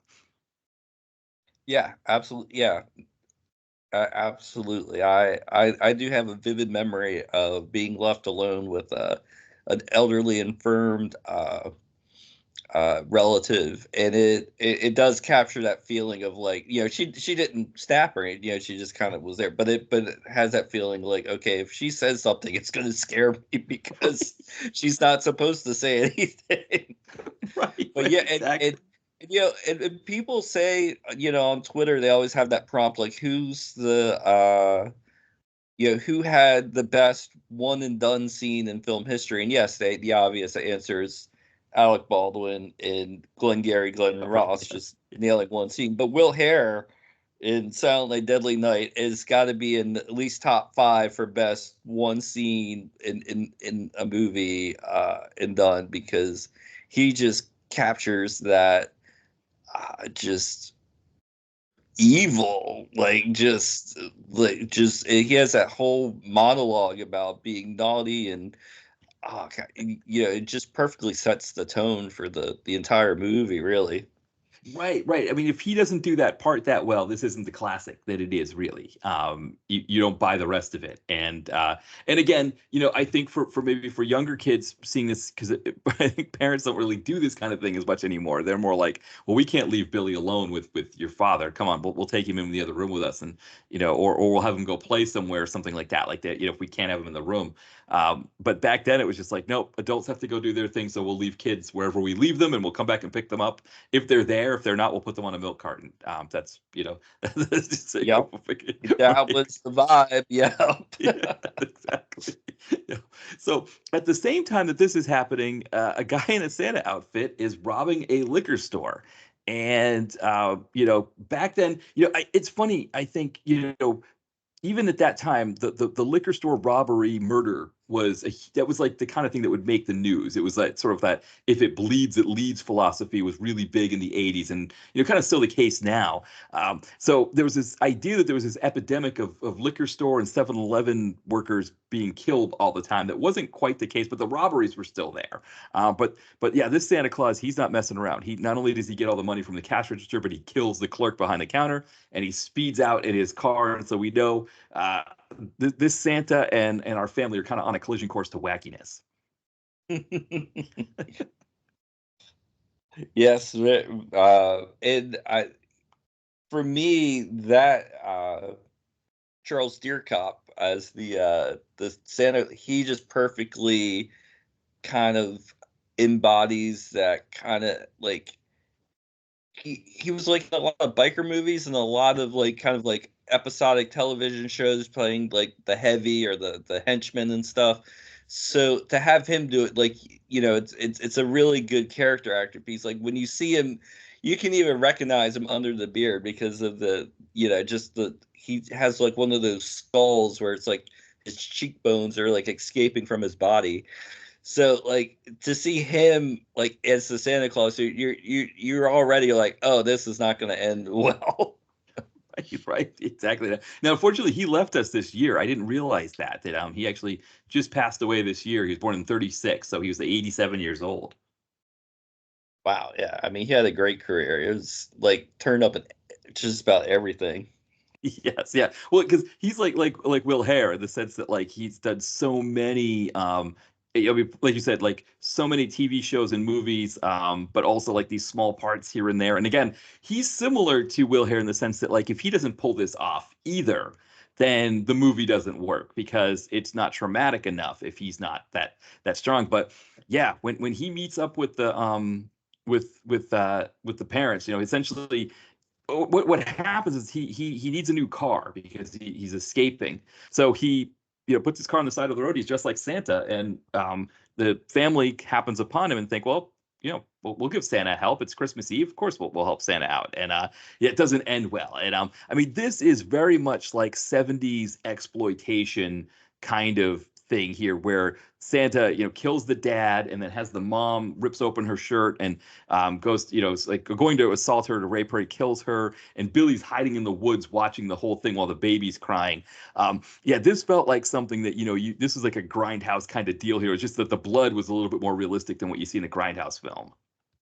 Yeah, that's a great point. And it's like we were talking about, being on the cusp before. This movie is almost feels like it's on the cusp of grindhouse theater and like a video nasty or whatever you want to call it. And but it's cool because it's that scene takes place in 71, so that's the kind of like horror scene you would see in 71. And then Right. later when he starts slashing and chopping people up with an axe and arrows and stuff, that's more of like the 80s violence that we're used to. So it was kind of, when I was watching it this time, I did notice. I was like, yeah, that scene very felt like something very 70s about that scene. But once he becomes the killer, it switches gears kind of like subliminally. Like it's like, okay, now we're bringing the violence up to like to the 80s standards now. Yeah, I never considered that before, but that's a really great point because the director of the film, Charles E. Sellier, he was born in 43. So he would have been in his late 20s for that kind of that grindhouse kind of deal. And he's a little bit older than say like a Frank Henenlotter or some of the other names, but he's like, I think that's the exact same age as Wes Craven. I think he was around early 40s as well, or he was born. And I think, yeah, it's almost like he's showing this is the horror that I grew up with, so I'm putting that in here. But then here's the horror that we're doing now in the 80s. Yeah, and it and like even like you said, even the blood kind of has like a different feel. It's kind of like, um, it definitely feels like it doesn't go that far, like an I spit on your grave, but like yeah, just like the ripping of the blouse is like very gratuitous and very something, very Roger Corman women in prison kind of vibe to it. Yeah, and with the baby crying and the laughing Santa. I mean, again, Dear Cop, he like you said, he plays this part so well that he's just like this is a scary person in this. And again, you've got like a 4 or 5 year old who's essentially because I guess if this takes place in 84 and Billy is 18, then he would have been born in 66. So he's like 4 or 5 years old when this is supposed to happen in 1971. Right. So he would be about 18, I think. Yeah, when you know, uh, when Christmas rolls around again. Yeah, because what they say, because when we get to that part, he ages out of the orphanage. And so it's a sort of classic routine, right? Whether it's orphanages or foster care, you turn 18, it's like boom, that's it, you're out on your own. You got to figure it out now. Nobody else is taking care of you, especially back then. Especially for someone like poor Billy. But after this is done, Billy, we now come to this orphanage. So it's this home for kids.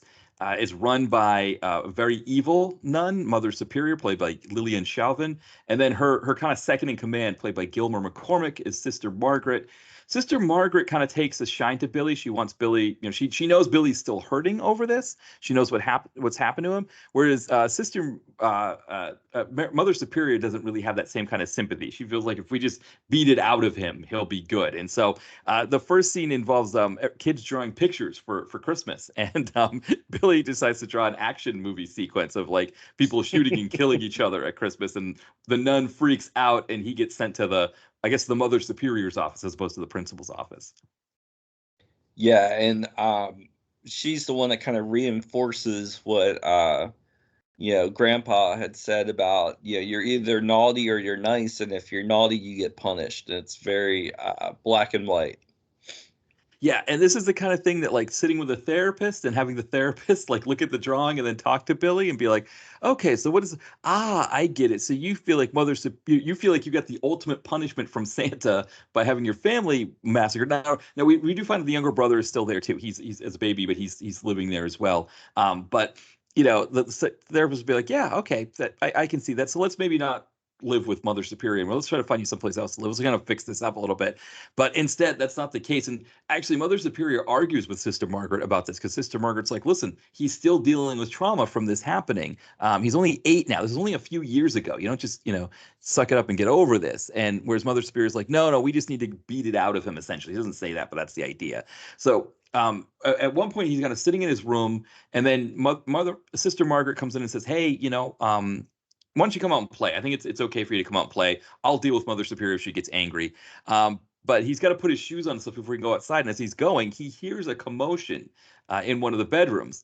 And so, classic like Porky's bathroom style, he's looking through the window or looking through a peephole at these a couple having sex. Now I couldn't tell, were they supposed to be teenagers who also lived at the orphanage? Is that what the deal was? Yeah, that's what it was. Because at first I was like, at first I didn't know if it was the nun and the janitor, but I think that was what the deal was. Yeah, because unfortunately, you can't have kids having sex in a movie, so you couldn't have them be actually 15 or 16. But the problem is, if you don't outline it clearly enough when you've got adults playing kids, yeah, it can be confusing. Because I thought it might have been a nun. Yeah, like you said, it was doing that. But Mother Superior, she kind of moves Billy, tells him to get out of there, goes in with a belt and starts whipping the kids. We don't really see them getting whipped. We just see her kind of bringing the belt down. And then she comes out downstairs and sees Billy and says, hey, they were being naughty. What did you see? Oh, I didn't see anything. Okay, well, they were being naughty. And you know what we do to kids who are naughty, right? We know what we do there. And she takes him upstairs and whips him. So he gets spanked there. And then later he has a nightmare and he's kind of freaking out. And her decision on what to do for that is to tie him to the bed. She feels like that's a good solution there as well. So Mother Superior, yeah, I know Freddie Young from Full Moon Review said like, Mother Superior is probably like one of the big worst villains in a horror film. Yeah, she's definitely like the Nurse Ratchet of horror movies. Yeah, I think that's what they're going for as well. Yeah. So fast forward, it is now Billy who's now 18, and again he's aging out of the orphanage. Right, they're kicking him out here, and so he needs a job. And so Sister Margaret goes to Ira's Toys and talks to Ira, the owner, and says, "Hey, I got a kid here who I think could help you." And he's like, "A kid? I don't know if I want a kid." And he's like, no, "He's 18. Let me bring him and show you." Well, Billy's big. Billy's a big boy, and yeah, he's there to work, and he's all kinds of he's working really hard. And what's great is that all the work he's doing is in and around toys that are now vintage toys but were new at the time. Yeah, well, and actually some of them seem like they might have been a little older than that because Yeah. like they might have got it from a it fell off a truck or something. They just had to stock the shelf because at one point there's like Easter bunnies on the shelf too, and like you said, there was the Halloween stuff. So there's a little bit of everything. There's like a hodgepodge, and nothing really kind of makes sense because like in the toy aisle you would have, or toy store you would have the boy aisles and the girl aisles, and it's still like that today. Whereas it's just like everything's kind of thrown on the shelf. There's Poochie stuff like right next to the Star Wars stuff, and yeah, I that's the only thing that irked me about that. But like, yeah, it's just cool seeing all the vintage stuff up there. Yeah, and I think in the trivia, I think they said something about that they'd found a house or something like that. I'd read it and I completely forgot about it, but that they found a building for it, and that was they kind of had to stage it as a toy store. I don't think it was a toy store to begin with. I think it was like an abandoned store or shop or something in the area they were filming it in Utah. It was a hardware store. That's what it was. Oh no, no, okay. The toy store, I guess it was a toy store at the time. It's changed into a dance studio hardware store, now a gym. So it actually still exists where it was. The building is still there, which is kind of cool to think about. Has it been turned into a bank or something like that? But I guess it was a toy store, but maybe yeah, I guess the way they staged it was a little bit different. Yeah, like I said, it was just it's but like every scene that Jabba the Hutt plays at is like prominently placed, and I'm like, yep, I got that. I'm like just like checking off my list. I'm like, yep, I got all that. Yep. Yeah. No, I love that as well. It's kind of it adds to the fun because you're just like, oh, I remember getting some of these, and like you said, some of them look older. I think it feels like they may have grabbed some like Monopoly games from from from a thrift store or something like that as well to add in there. So, yeah, it was all kinds of kind of fun stuff there. And so we're learning, Billy's doing a really good job at the place. He meets a young woman there who is played by Tony Nero. Her name's Pamela. Um, he they're starting to kind of hit it off, but he's also realizing like he's got too much trauma in his past to really have any kind of relationship with her. And he starts to maybe have like a dream about having sex with her. And then I try to remember how it happens in the dream. Something I think, does Santa kill them while they're having sex in the dream or something like that? I was trying to remember He what happened. yeah, he has a brief dream sequence, and I think I think it's kind of like you see images of the couple and his mom. Right. So like so that kind of just it's just like I think that is like the first kind of trigger, besides seeing like the Santa um the Santa Claus banner. Right, right. Well, right, and also because it's a toy store, right? There's a sitting on the lap Santa kind of thing, and so they, it's interesting because this store, it's not quite like today where stores would be open late, maybe even on Christmas Eve, or they would kind of try to get as much money out of them as possible. This place is closing, I think, at 5 or 6 o'clock sharp. But they have one day left of Christmas Eve to sell toys, and their Santa Claus has gone sick. They need a new Santa Claus, and so as Ira, as Mr. Sims is looking around at who in his staff could be Santa, he thinks, well, Billy, you'd be perfect for Santa Claus. It's like, okay, well, maybe that's not the best idea, but hey, nobody knows Billy's past, right? Nobody knows what happened to him. So, yeah, and Billy doesn't get to say anything. So Billy's like, all right, yeah, I'll be your Santa. And so we already know kind of where this is going. When he puts on the outfit and everything, it's almost like like you said, almost like a classic iconic horror scene when you think of like the horror, like Freddy with his claws or, Jason putting on his mask, that kind of thing. Yeah, it's very just another run of dumb luck for Billy and his Santa Claus related trauma. Exactly, exactly.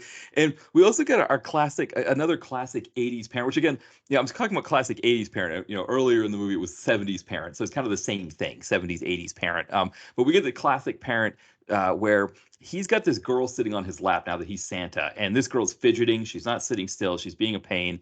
And he tells her, you better sit still or Santa's going to punish you for being naughty. And she just like freaks out, and they're all just like, "Hey, this is great," he has a great way with the kids and all this stuff, as opposed to being like, no, he's like, verbally abusing your poor kid. And so it's just like, hey, if it gets the kid to be quiet, it works for us. Yeah, it's and it's part of like the black humor that kind of runs through the movie. It's just uh it's not really something that's laugh out loud funny, but it's just kind of like it's the perfect little punctuation on an already kind of uh disturbing scene. Exactly, exactly. Now another tumbler that you described that falls into place here. That's very interesting. So it's 5 o'clock. Ira, Mr. Smith, he closes the store right away. Mr. Sims, sorry, not Mr. Sims. Mr. Sims. He closes the store, and the staff are going to have a party. It's Christmas Eve, but hey, let's have some drinks and party. So they just pull out some drinks, start drinking right there on the floor. And Pamela, she has a thing for Billy, and she's kind of like, hey, she kind of could go for him. And if he had been a little bit more forward, or even if she had maybe been more forward with him, maybe the two of them go off in the other room, and even if they don't do anything, maybe they just have a nice time talking to each other or whatever, and none of this happens. But unfortunately, there's this jerk off that works with them there.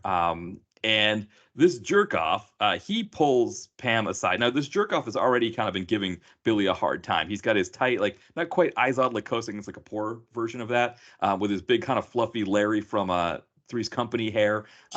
He's just, he's a complete jerk off, and he's been giving Billy a hard time, and now he's taking his girl. So he takes Pam out back, and Pam's kind of like, well, at least I know he likes me. Billy, I can't really tell, but all right, I know this guy.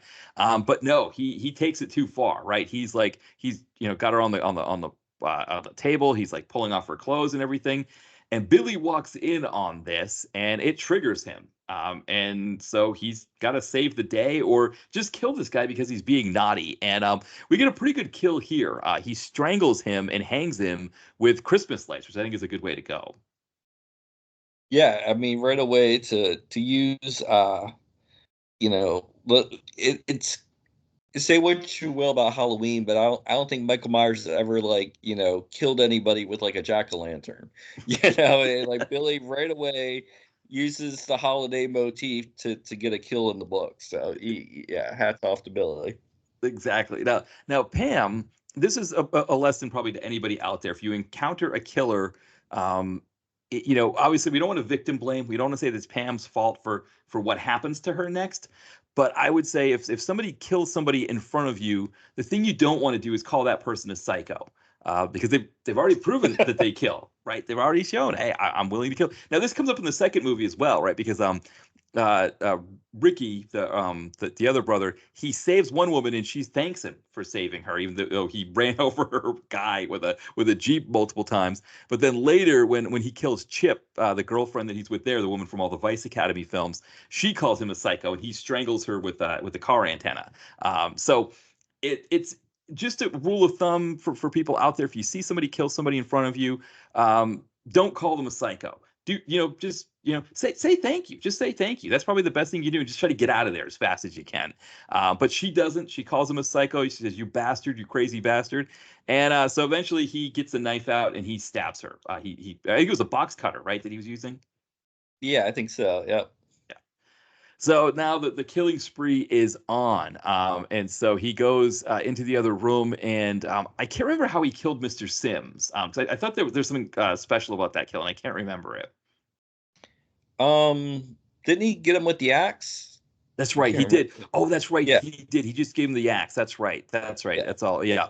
And then there was a woman, Mrs. Randall, that worked there, and she's trying to get out. And of course, keys never work in these kind of situations. She's kind of stuck. So yeah, and so she wasn't able to do that, and but she is outside of axe range for Billy. But again, back at this time in the 70s and 80s, kids grew up with a much more well-rounded gym class. Even I did archery in gym class, actually. I think our gym teacher tried to hold on to those old traditions of we didn't do the rope, but we did a lot of other things. We did archery. So Billy, growing up in this orphanage, he's an accomplished archer, and yeah, so that's how he takes out Mrs. Randall. Is she's too far away for the axe, but the bow and arrow will work just fine. Yep. And just like in Gremlins, it like in the 80s, like anything that was deadly was just on store shelves. Right. Yes. Yeah, like there's saw blades, bows and arrows. It was up for grabs. It's right there next to the Jabba the Hutt action play set. Anybody can just take it off the rack and come down the aisle with it and murder somebody. Right, exactly. Because the mindset would be like, it's just a bow and arrow. I had one when I was a kid, kind of like a Christmas Story, right? Like I had a BB gun when I was his age. It's not a big deal, It's like, no, it's kind of a big deal. Yeah, it is kind of funny how some of those things have changed. Where it's just like, I guess it's maybe the lawsuit piece of it. Maybe that's more than it's worrying about kids safety. It's more like we don't want somebody's parent to sue us, so we'll remove all the dangerous things so we don't get sued. Yeah, yeah. I mean, and again, this is one of those cusp movies where it was on the cusp of like, oh, we really don't care, and then like that. But we see kind of, how that generational shift plays out because everybody is uh, has very bad ideas about how to parent. So maybe it was a good idea to have these whistleblowing, helicopter parents come in, since we have, Mother Superior and Grandpa being just like the worst kind of authority figures, like a psycho like Billy could have. Right, exactly. Because this is leading us to the down to the serial killer rabbit hole here, and this is what's about to happen. So Billy leaves the store. It's time for the killing spree, and we start. I think our first kill, right, is Linnea Quigley. I think, right. That's where we start. Is uh, Linnea Quigley is with her boyfriend. They're having sex, and this is a common thing. They're in Utah, but I think anywhere where there's cold weather, I know this was a thing for me growing up where our cats would go outside and it's like it's late. You got to make sure the cats get in because you can't leave them out all night. They don't, So, she remembers while she's with her boyfriend on the pool table about to have sex, like, hey, I got to let the cat in because we can't leave the cat out all night. And so she interrupts their lovemaking to let the cat in. And who is there at the door as well but Billy? He gets his shining moment by smashing through the door. And then we get one of the better kills, probably one of the best kills of the two movies, between this one and the first and second one. Linnea quickly, he grabs her and impales her on the antlers of a deer head that's on the wall. One of the greatest kills of the 80s, I would Yeah, say.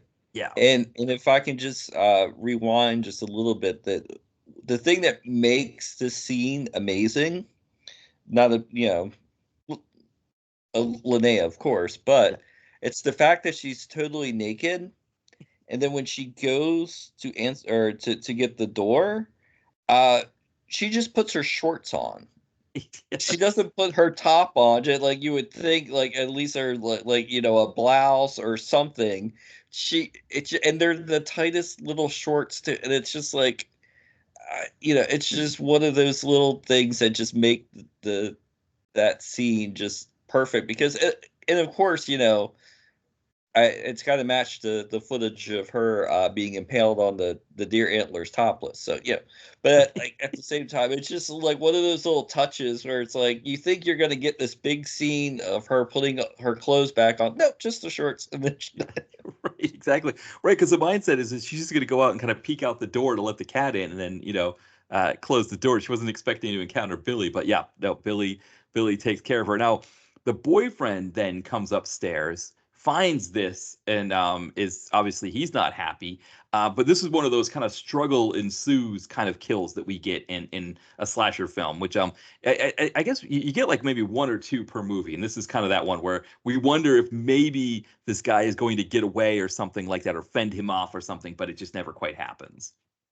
yeah, you got to have at least somebody fighting back, and uh, and credit where credit's due. Billy is a little tired. He's already, taken out a couple. He had to lift Linnea Quigley, and it takes a lot of effort to impale somebody on a taxidermy deer head. So Right. yeah, he probably wasn't at his peak ability there. So the guy Right. was bound to get a couple good licks in. Yeah, exactly. But eventually Billy finishes him off too. And then the little sister shows up. And I think this is another area where you were talking about like we kind of have empathy for Billy because he asks the little girl, "Have you been naughty?" And she says no. And he goes, "Okay, well, you haven't been naughty, then that's good. I'll leave you alone and I'll go hit the road and go on to my next kills." And of course we know where he's headed eventually, but he's still got some work to do. And it's kind of like one of those it's a cliche like in heist movies or like crime movies where it's like the criminal that has that code, like he won't kill anybody that's innocent. It's kind of Right. like again like that. He has that moral code about him where I just don't kill anybody. Like, and you can say like, Jason or Michael Myers, where it's kind of implied. Well, I guess there's the one scene where the kid runs into Michael Myers and then he just kind of turns tail and runs away.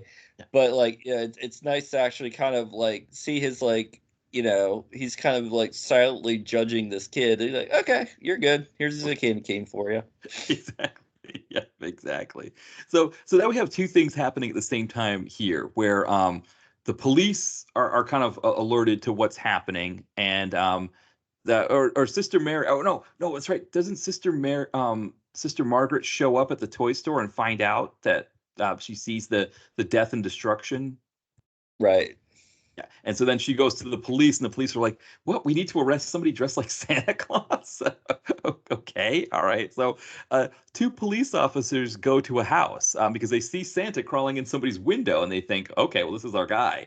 So they go in guns blazing, and turn out like, no, it's just somebody's dad. And then some poor girl learns that Santa isn't real at that moment because it's her dad playing Santa who's coming into her bedroom at night.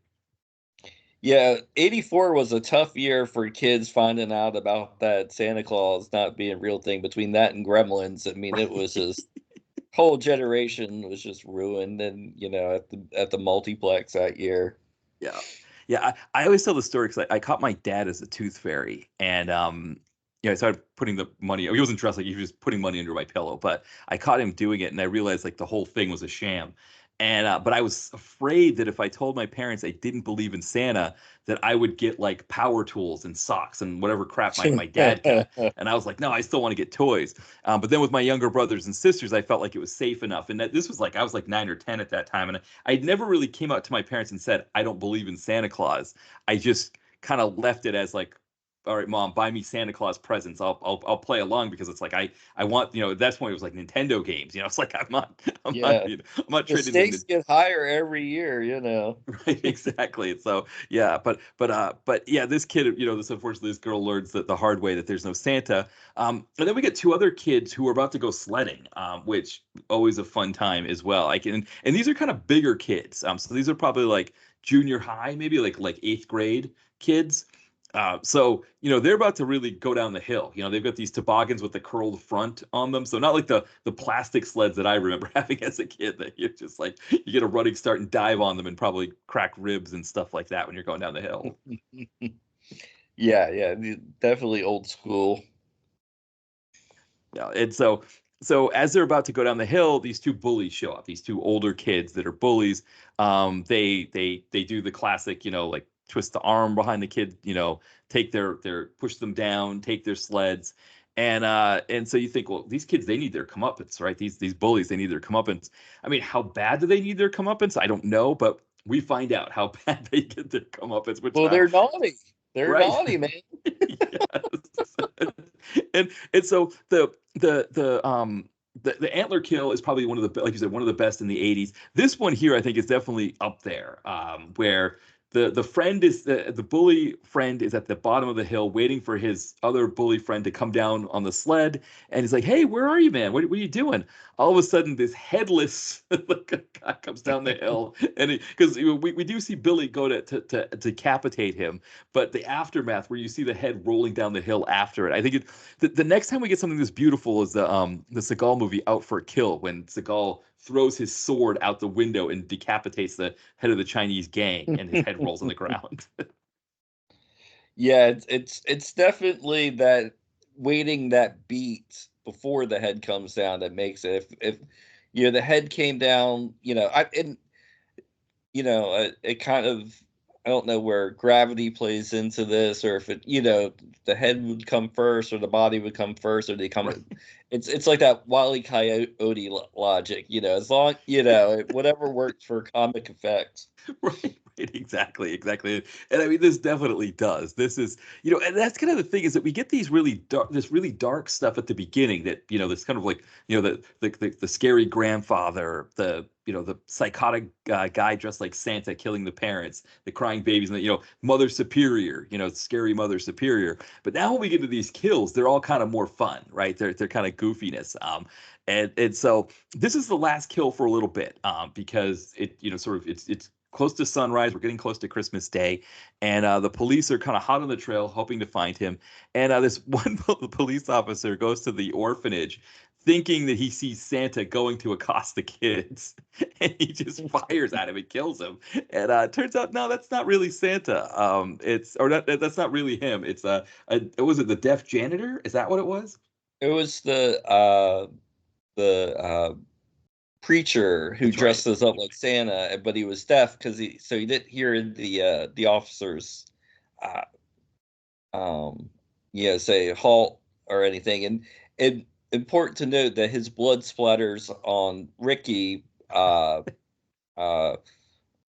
Billy's younger brother, which kind of starts to foreshadow just this perpetual cycle of violence in their family. Yes, exactly. Where we start to get that in that second movie, and so, and it's kind of funny how when he's dead, right, when they kill him, it's not like, God, dude, you just killed an innocent person. Like, you need to go somewhere else. You need to go. You're on leave. You're on suspension. We're gonna investigate this, but you definitely shouldn't be on the beat anymore. It's He goes in to see Mother Superior, and she's like, I'd rather you not be here around the kids because you don't seem to be that good at your job. Maybe you can go out and do something else, as opposed to being like, how are you even here? You just murdered somebody. Do you understand? You just murdered somebody. It's more like you're just not really good at your job. I feel like you're gonna get the kids hurt too because of how bad you are at this. And he's like, all right, I'm gonna go look around. I'm gonna go take a walk around to see if I can find something. And that's when he finds Billy. But he finds Billy too late, right? Billy finds him first and gives him a good solid axe to the chest. Yeah, and getting a lot of mileage out of that axe. Yeah. Now, I forgot to give a spoiler alert at the beginning here because I think for people who haven't seen this before, you're probably expecting a nice amount of comeuppance here. Thinking of the comeuppance guys. The baddies always get their comeuppance at the end of the movie, and that's what you're probably looking for here.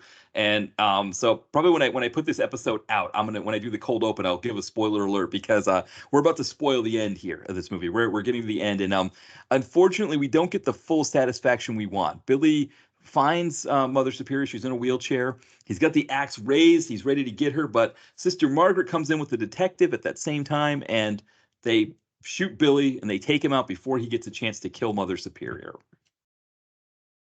Yeah, and it's I think it's a really just pitch perfect ending because it's even like a throwback to that the 70s thrillers, almost like um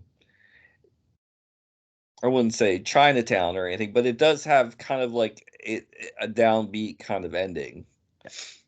Yeah, and then we get Ricky who's watching the proceedings. They have to replace him with a new Ricky in the next movie, but I think they do, right? I can't remember. But Ricky is sitting there and he says to Mother Superior, "Naughty, naughty," and then that's how we end the film. We cut to the credits. With the axe literally laying at his feet, just in desperation to pick up the mantle and keep the Santa related trauma going. Yeah, exactly, exactly. So, yeah, I mean, it's funny because, again, we're doing this movie and the second one, which has a lot of the first one in it. But it is fun how much, like, again, how dark the beginning of the film is, but then how you get these iconic '80s murders or iconic '80s slasher kills as the film goes on. Yeah, and it's and for it to be basically the slashing is like the last act in the quarter, maybe. It's only like the last 20 minutes or 25 minutes or so. So for them to really pack it in there, it's really just says something about the filmmaker's ability to really give us kind of like two movies for the price of one. Yeah, and I know one thing you always say is like the worst thing you can do when you make a movie is bore me, right? And so for a movie like this that's not having kills every 15 minutes, to be able to be that still work, I think talks about from the storytelling aspects of it, but I think also the performances of Lily Chauvin as Mother Superior, Will Hare, like you said, there's one scene as Grandpa just scaring the hell out of us, and Charles Deerkop as the killer Santa. I mean, obviously he's doing the killing at that one, at that point there, but especially the Mother Superior stuff. It's just so chilling. that it works even when we don't have actual murders happening.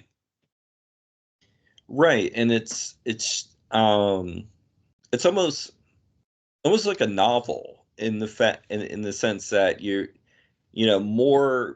more is more instead of usually in a movie less is more, but the more that they build Billy up, it kind of gives him like this tragic arc, and it actually you do feel. I mean, yes, you want him to kind of sock it to Mother Superior, but that you have this kind of feeling that like this was how it was meant to end for Billy. Like it wasn't going to end very well for him anyway. So it gives him he almost becomes this tragic figure, but like you know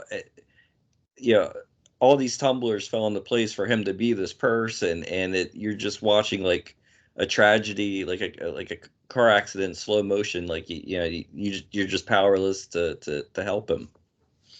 Yeah, and to your point, like it's like we have the empathy for Billy, and like you said, we're kind of seeing all these tumblers fall into place where it kind of each piece kind of informs who he's going to be, and then we get these iconic kills, right? We get Linnea Quigley being impaled on the antlers. We get the being strangled by the Christmas lights. We get the headless sledder.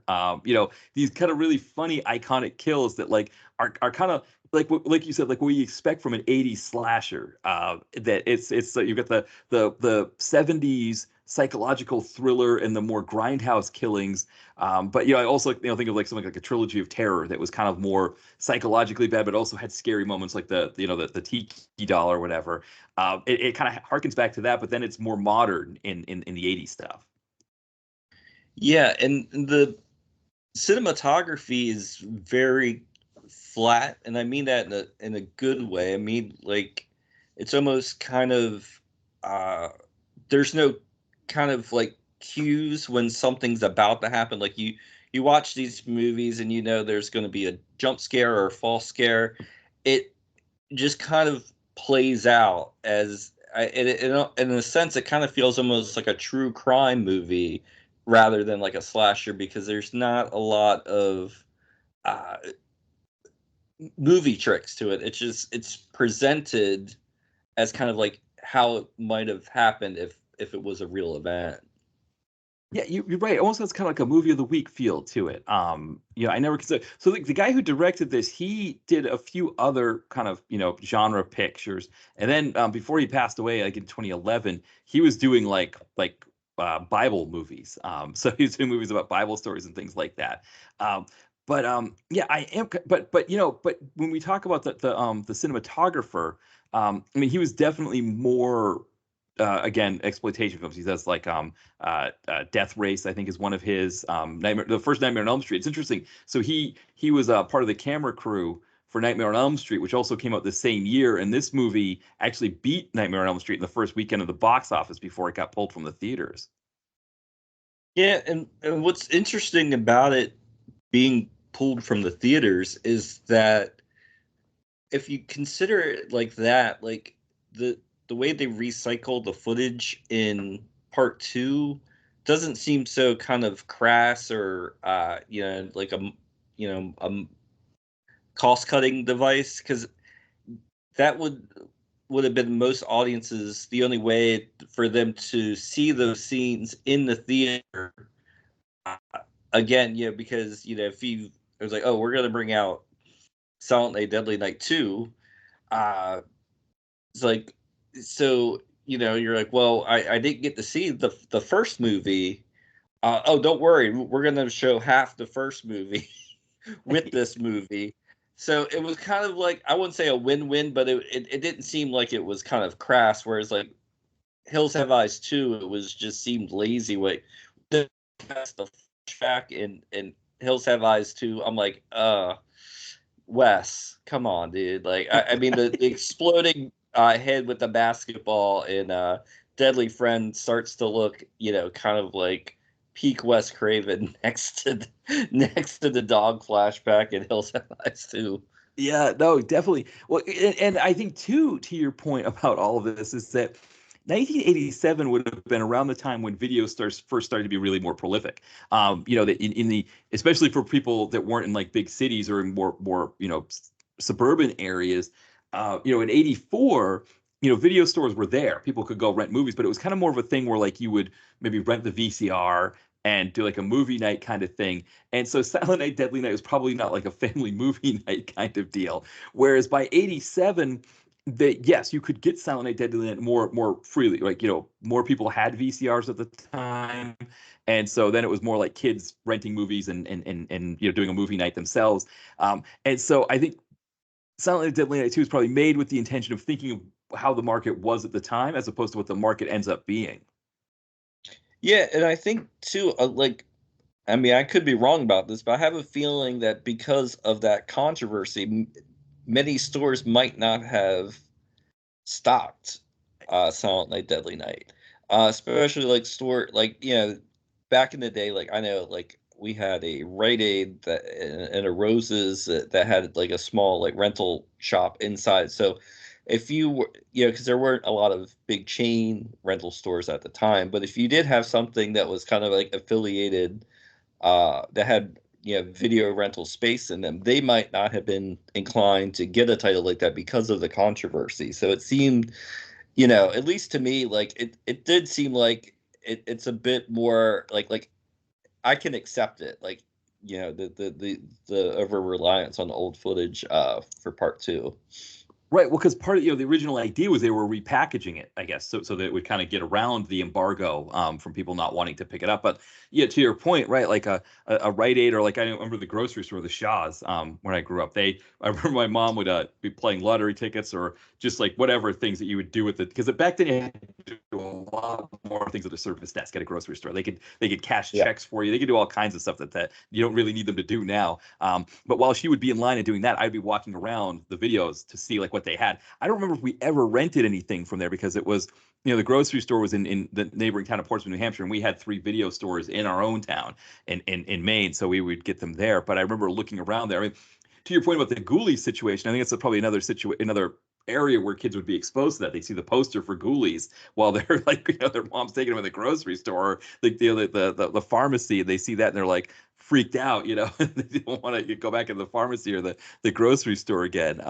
But yeah, to your point, like they might be less like inclined to carry a Silent Night, Deadly Night, or like you said, like a video store owner who is a kind of small mom and pop. They're going through the catalog, seeing what to buy, and then they remember the ABC News or whatever story about the protests, and they think, well, I don't want that kind of heat. I'm not going to get that movie either. Right. So I think, and of course it's, still part two or whatever, but I think the heat had came off of it a little bit, but I think they and they kind of, dialed back the Santa imagery a little bit, like for the sequel, and by having kind of Ricky as like this bug-eyed, cackling, over the top character, was like he's not that Billy said ho ho ho or anything, but like it's just very less a believable Killer Santa. Right, well, because I think the only kill he does as Santa in that second movie is when he kills Mother Superior. Right. Yeah, so it's a kind of a different vibe there as well. Yeah, and it's the whole garbage day thing, and it's a very kind of schizophrenic movie to begin with, and I don't know. It's one of those things that's like the chicken or the egg. Like if you just had if they started with the scenes and then worked the new plot around it, or if they started with the new plot and then filled in. I don't know how they did it, and it threatens not to work at several junctures, but it does work. I think it's what kind of gives it its own vibe. Yeah.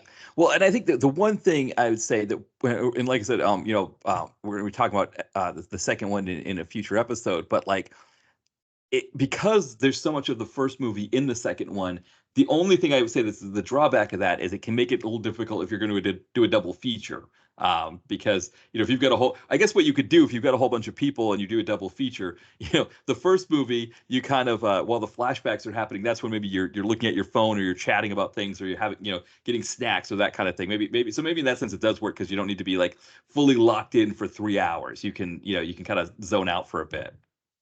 Yeah, and there's always the fast forward button Right, too. that's true too. That's a good point too. That's a good point. Well, Mitch, before we talk about elves here, anything else about this one that you wanted to mention?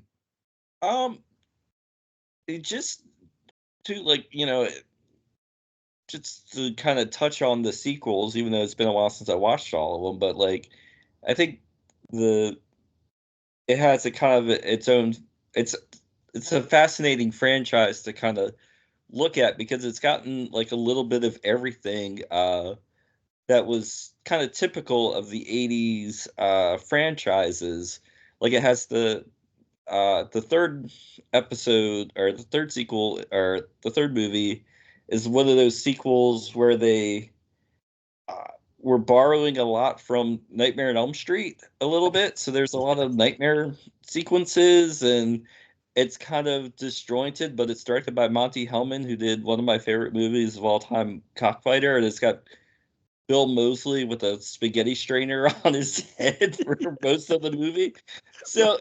it's one of like I can't hate it, but and then like then they went and then they did the thing that was popular with like sequels like Back to the Future 2 and 3. They filmed 4 and 5 back to back, but they're both unrelated sequels, which was all the Rage 2 with like House 2 and Right. Bud the Chud, and so uh, in 4, like my memories are fuzzy on that one, but 5 has Mickey Rooney as the toy Yes. maker named Joe Petto.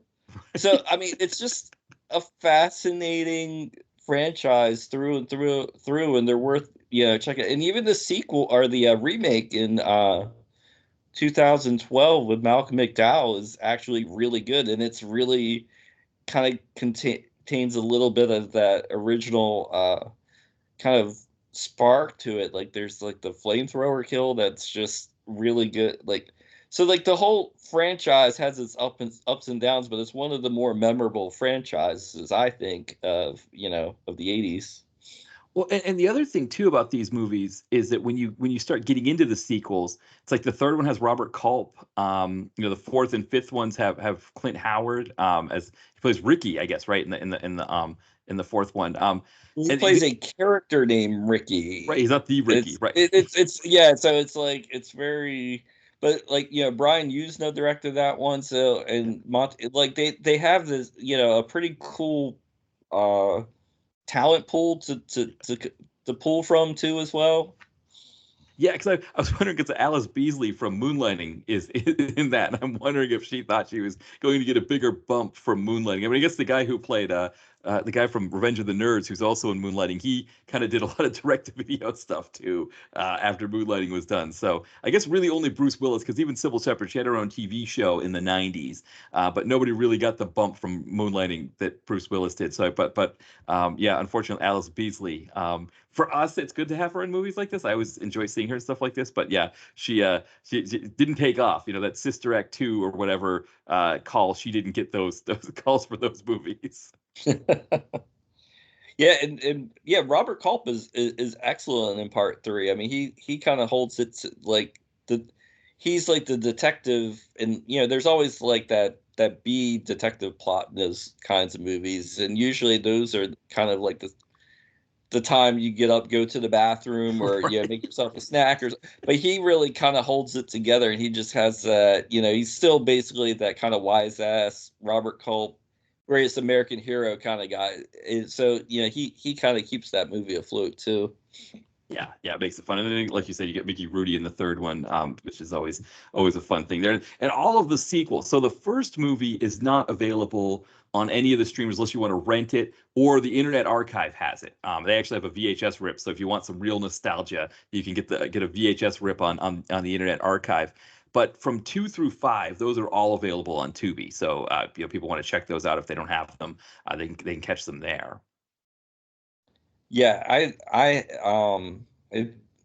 pretty sure Shout Factory's putting out a 4K sometime next year of the original. I could Oh, be that might wrong. explain why it's not on Tubi. Yeah, Yeah. So I yeah, think what they I think it's do, coming. yeah, 'cause I was gonna say, I think what they do sometimes is Shout Factory, when they put out a DVD, when they put out a release, a Blu-ray, they'll then put the free, they'll put it for free on Tubi as a way to almost sell it. I think Arrow does that sometimes too. Yeah, and Vinegar Syndrome. I mean, there's so many titles where like I'll check it out on Tubi. I'm like, dude, that was awesome. And then when there's a sale, like I'll pick up. If I need to get to the free shipping or whatever, like I'll throw in like the Uninvited or like Devil Story or something in there. Yeah, yeah, exactly. Yeah, it was a way. I mean, it's I'm kind of, I don't want to rant too much here about Napster and free music, but as much as people think that killed the music industry, it's like no, it was really more that the movie the CDs cost $18, but actually Napster does. I think there were some studies that show that in some cases it did actually help music because people would you'd get like a crap version on Napster or whatever, LimeWire or whatever free version. You'd be like, oh, you know what? Actually, I'm going to go to the record store and get the actual CD of this. But if you didn't want to spend $18 for one song, you do Napster. But I think it also is the free streamers that also come kind of can sell the Blu-ray with all the bells and whistles. Yeah, and I mean, and I'm a collector too. Shocker, I have a lot of DVDs and Blu-rays and 4Ks and stuff. But like, yeah, I mean, that's the perfect way. I mean, you put a B title or C, even a C title on Tubi, and if you catch it in the right frame of mind, you're like, this won't always be on Tubi. So how else am I going to get it? I'll venture the $10 if it's on sale and add it to the old collection. Yeah, yeah, exactly. Yeah. So, and yeah, for people that are curious about these, you can check them out, and then, like you said, pick them up. Like you said, once Shout Factory puts up the Blu-ray, yeah, definitely pick that out as well. Now, the movie we're about to talk about here does not have a Blu-ray release, at least as of yet, right? We don't think there isn't a copy of it, is there, that they can make a good Blu-ray out of? I don't think. Well, from what I understand, I think there is hope. From what I understand, because I know Vinegar Syndrome, because of Elves being shot on film and edited on video, there's no way to get a really good master, at least to their standards. But I think one of their subsidiaries, I don't know if it's, I'm not sure which one, but they've put out a couple titles that have been filmed in that same process. So there is hope for, uh, maybe not the highest definition Blu-ray copy, but there is hope that Elves will be have a physical release, hopefully in the near future. Now this is your favorite Christmas movie, and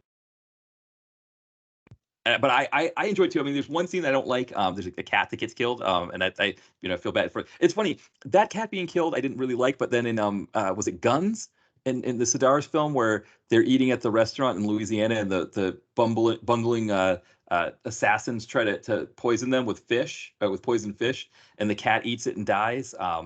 I guess because I think that was Andy Sidaris' cat, and it got its own credit in the film. That I was like, okay, it was doing its job. I can handle that cat death.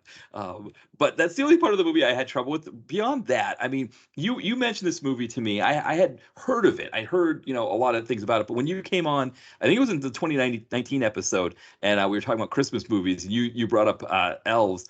I had to see it, and yeah, I mean, it is an actual thing of beauty when it comes. I mean, for Christmas movies, it's right up there as one of the best.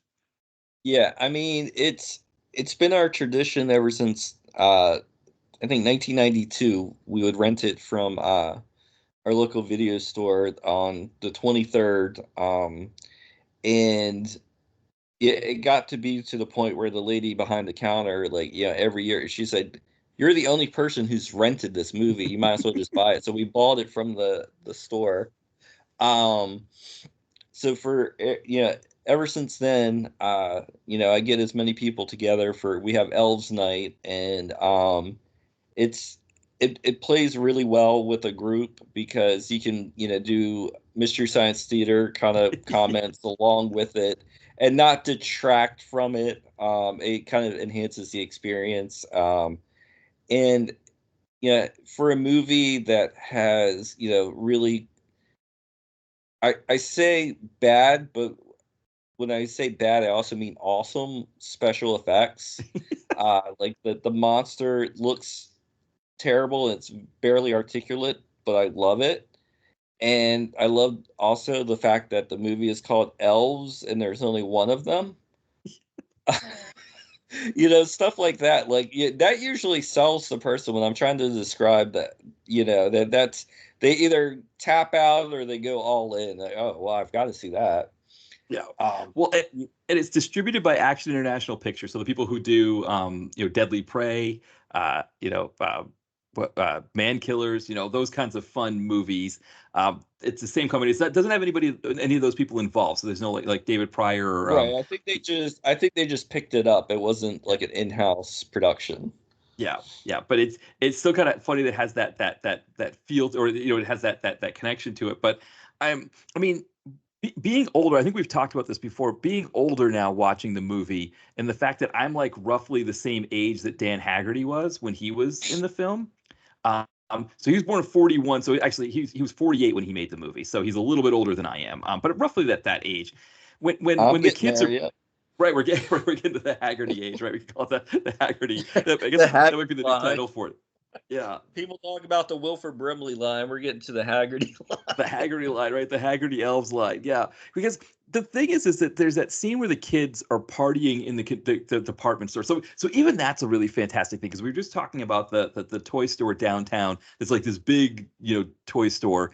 In the film we were just watching, we were just talking about Silent Night, Deadly Night. In this film, there's a department store downtown, which that used to be ubiquitous. Like every town that was like over like 15,000 people had a department store in the city center. And then once the malls kind of opened up and sort of centralized all that, all of those went away. And then boutique shops opened, which combined with Amazon killed the malls.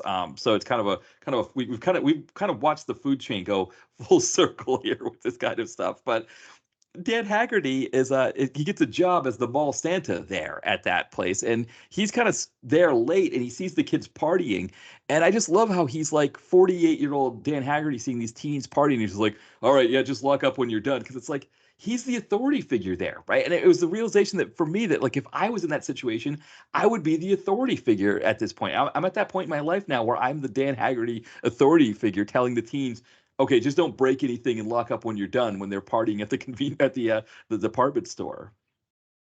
Yeah, it's funny how it works that way. It's almost like, watching Vacation as a kid and like kind of like, identifying with Rusty and Audrey, be like, oh, that vacation is really, it's boy, that's a bad vacation. Then like watching it as an adult and be like, this is a documentary because all this shit could happen.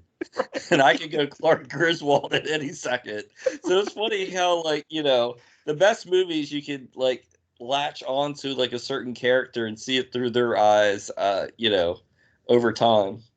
Right, because I think the character we're supposed to do that for in this is Julie Austin, her Kirsten character, who's the one that we find out through all the different machinations of the story here, is somehow like a part of this lineage that that involves dealing with these elves. But she's probably supposed to be kind of the main character, but Haggerty is just so, I mean, he just brings that Battle of the Network Stars energy to this. Yeah, and it's one of those kind of roles where, you know, had it come across anybody else's desk, if they had chose to do it, they probably would have phoned it in. But he gives such a nuanced and like just he's just there in every scene. He's present. He's like listening to the other actors. He's just very soulful in his delivery, especially when he's talking about his dog that passed away. Like he just is just. I mean he starts um he has this monologue about what it wouldn't be like Christmas if it wouldn't snow. I mean, it's just like that level of just professionalism in a film called Elves about Nazi elves. I, it's you. it's just rare, man. It's just you don't get that every day, and that's why every year, like I just hang on there every word because it is just one of the great performances. And it sounds like I'm just kind of being, uh, kind of like a hipstery guest on the podcast right now. But I'm saying I'm serious. If you watch Haggerty and just see how invested he is in his performance, and he'll win you over.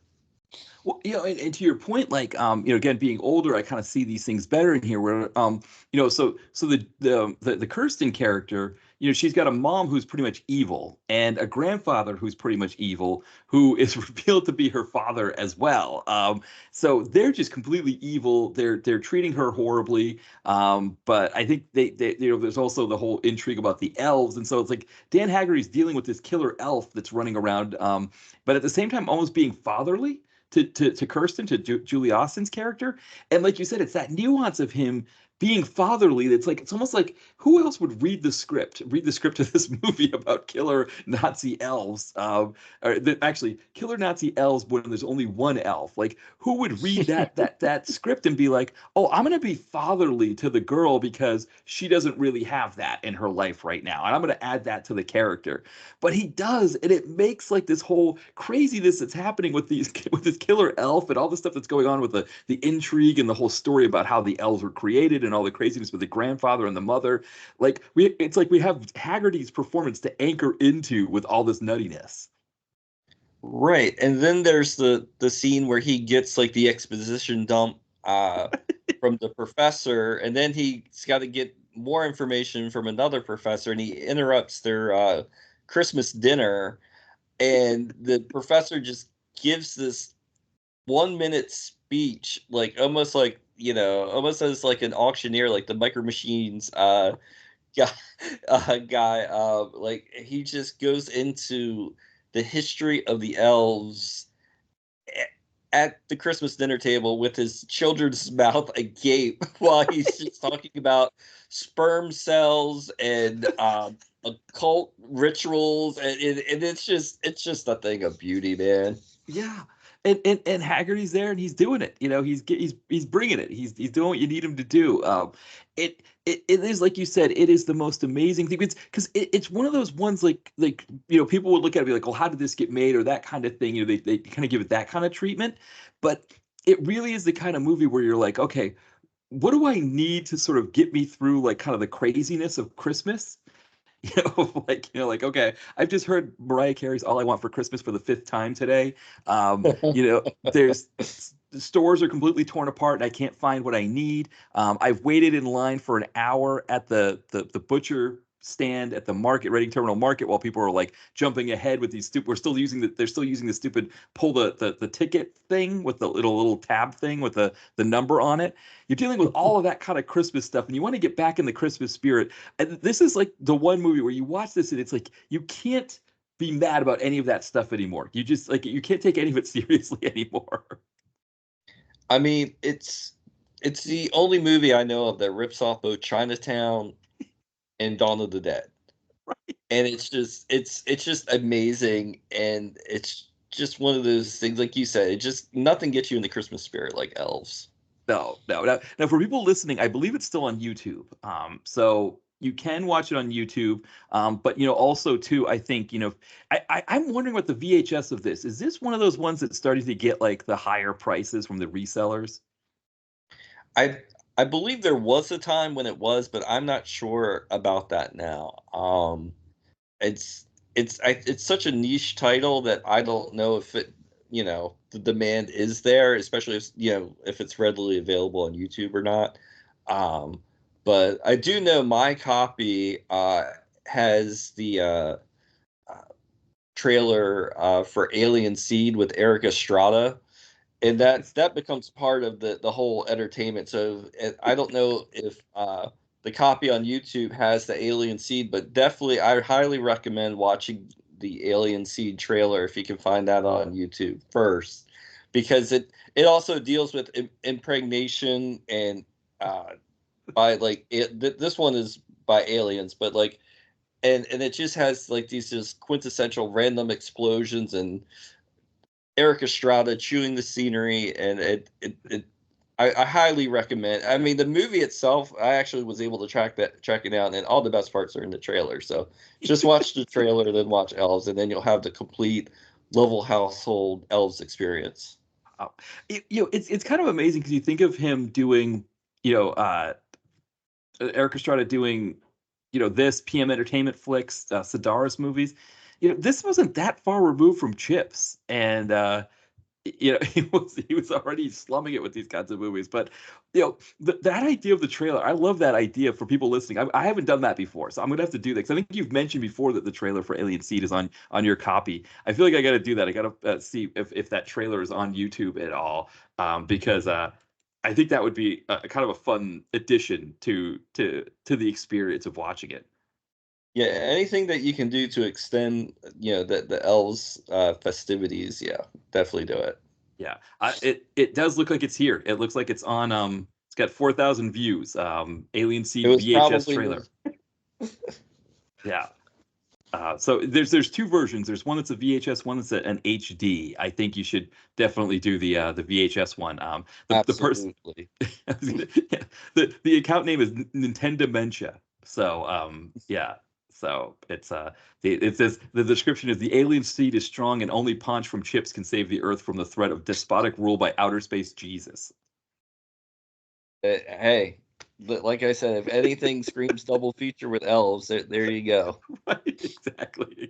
And yeah, because Elves is just because I was trying to think like if like Elves, Silent Night, Deadly Night would be a good double feature, but I almost feel like Elves is just a great one on its own. Like just to be like watch it and then like especially if you're watching with a group of people, get their opinions and do like almost like a screening, right, where you've got like people doing a roundtable discussion after, like just like okay. Yeah. Let's get some coffee out here. What did you guys think? Let's give me with your opening thoughts. Well, yeah, I mean, every year we watch, and every year I swear we pick up more to it. Like, yeah, that it's something that you can always come back to, and there's plenty of gristle to chew on. Yeah, yeah. So I can't believe it's already been the last time you were on. Not the last time you were on. You've been on since you were on in December last year. But yeah, back when we did the Seagal True Justice episode, I can't believe it's already been another year, and we're back here for our L's episode again. So it's always great to have this conversation. I think we like you said, we can't talk about this movie enough. Yeah, I just have to continue spreading the gospel of elves. Yeah, exactly. Because I thought about doing an actual episode about elves, but I always kind of feel like it's more fun this way, where we just sort of like set aside a section of our December podcast episode to discuss it. Yeah, and it's like, kind of just like a little adding a little paprika on top of the dish there. It's there for garnish if you like it, and if not, Yeah, it won't yeah, hurt you. exactly. You're absolutely correct there. It does the trick. I remember we had when I one of my first jobs working in the kitchen, the woman who's like the director of it, she was telling people to put paprika on everything. And so one of the chefs, the Macarena had just started becoming popular at that time. So he would just walk around the kitchen going, "Hey, paprika," and that was like, it was like, yeah. All right. Mitch, I guess we're about to wrap up here. Anything that you wanted to plug? Just the website, video vacuum at blogspot.com, and I've been currently I did a thing this year called Let's Get Physical, where I've been trying to watch a one movie on VHS, DVD, 4K, Blu-ray a day. I'm a little behind. I'm still in my November reviews, but I've been keeping it up, so it's just going to be a mad rush to get everything posted by December 31st. And then I'm on Twitter, Video Vacuum at Twitter, and my books are still available on Amazon. My latest one was the Kung Fu Companion, the Chopsaki Movie Guide. Just search for author name Mitch Lovell, and all my books are right there. Yeah, and I'll have a link to that book in the podcast description in addition to your site. But yeah, I've picked that book up. It has been fantastic for me. I mean, obviously, I read it before because when you came on, we talked about the dragons. The Dragon Lives Again, I think, right? Is that the name of it? Right. Yeah, Yeah. Yeah, you came out to talk about that movie, and we talked about your book then, so I read it then.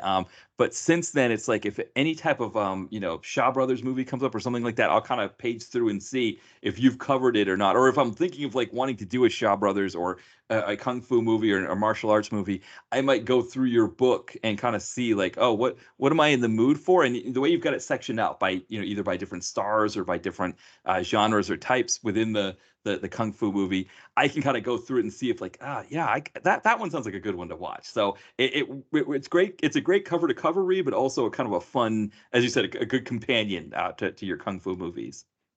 Well, I appreciate that.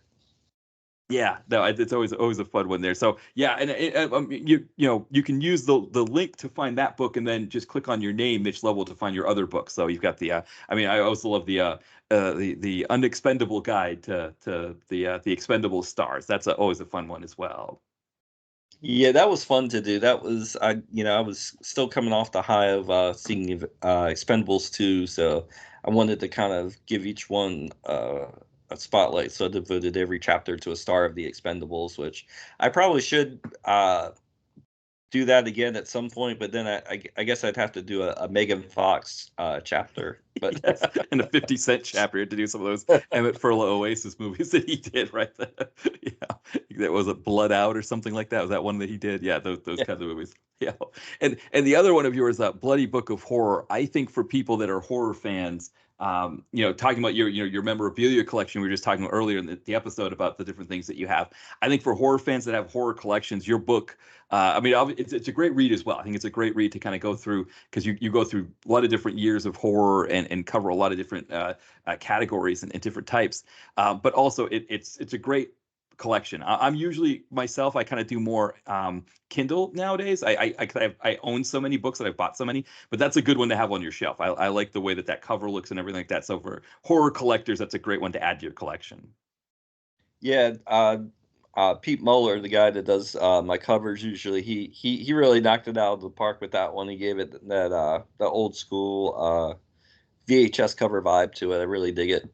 Yeah, it's great, and because for physical media fans, your book is a little bit cheaper than a Blu-ray or something like that, but it's still great to have in the collection. And I think so another one that people can check out. And again, I think the best way to do it would be you can follow the link in the podcast description for your newest book, your Chop Socky companion to kung fu movies. But then from there's a hyperlink with your name that will take you to all of your books. Awesome. Yeah. Excellent. Well, thank you again, Mitch, for coming on. This was another fun conversation. Another year in the books here at the we're talking about Christmas movies. Yeah, it's always a fun talk, and it's even better when you can throw elves in there. Exactly. Yeah. Any excuse to talk about elves, I think. So yeah. So now it's not going to be until next year that you're on again. I guess it will technically be because it'll be in January, whatever, January, February, something like that. But so it won't be until December that you're on again, but it will be until December that we do another elves talk. So we've got another 12 months to go before we bring up elves again. Okay, I may bring it up on a future episode. You never know, but yeah, I'll try to limit it to December. No, that's okay. No, I mean, you can always bring it up, right? We could always talk about it. It's always, you never know when Dan Haggerty's going to pop up too in some of the movies we're watching. So yeah. That's true too. Exactly. Well, thank you again for coming on, Mitch. It was a great conversation, and thank you everyone for listening. We'll be back soon. Bye, everyone.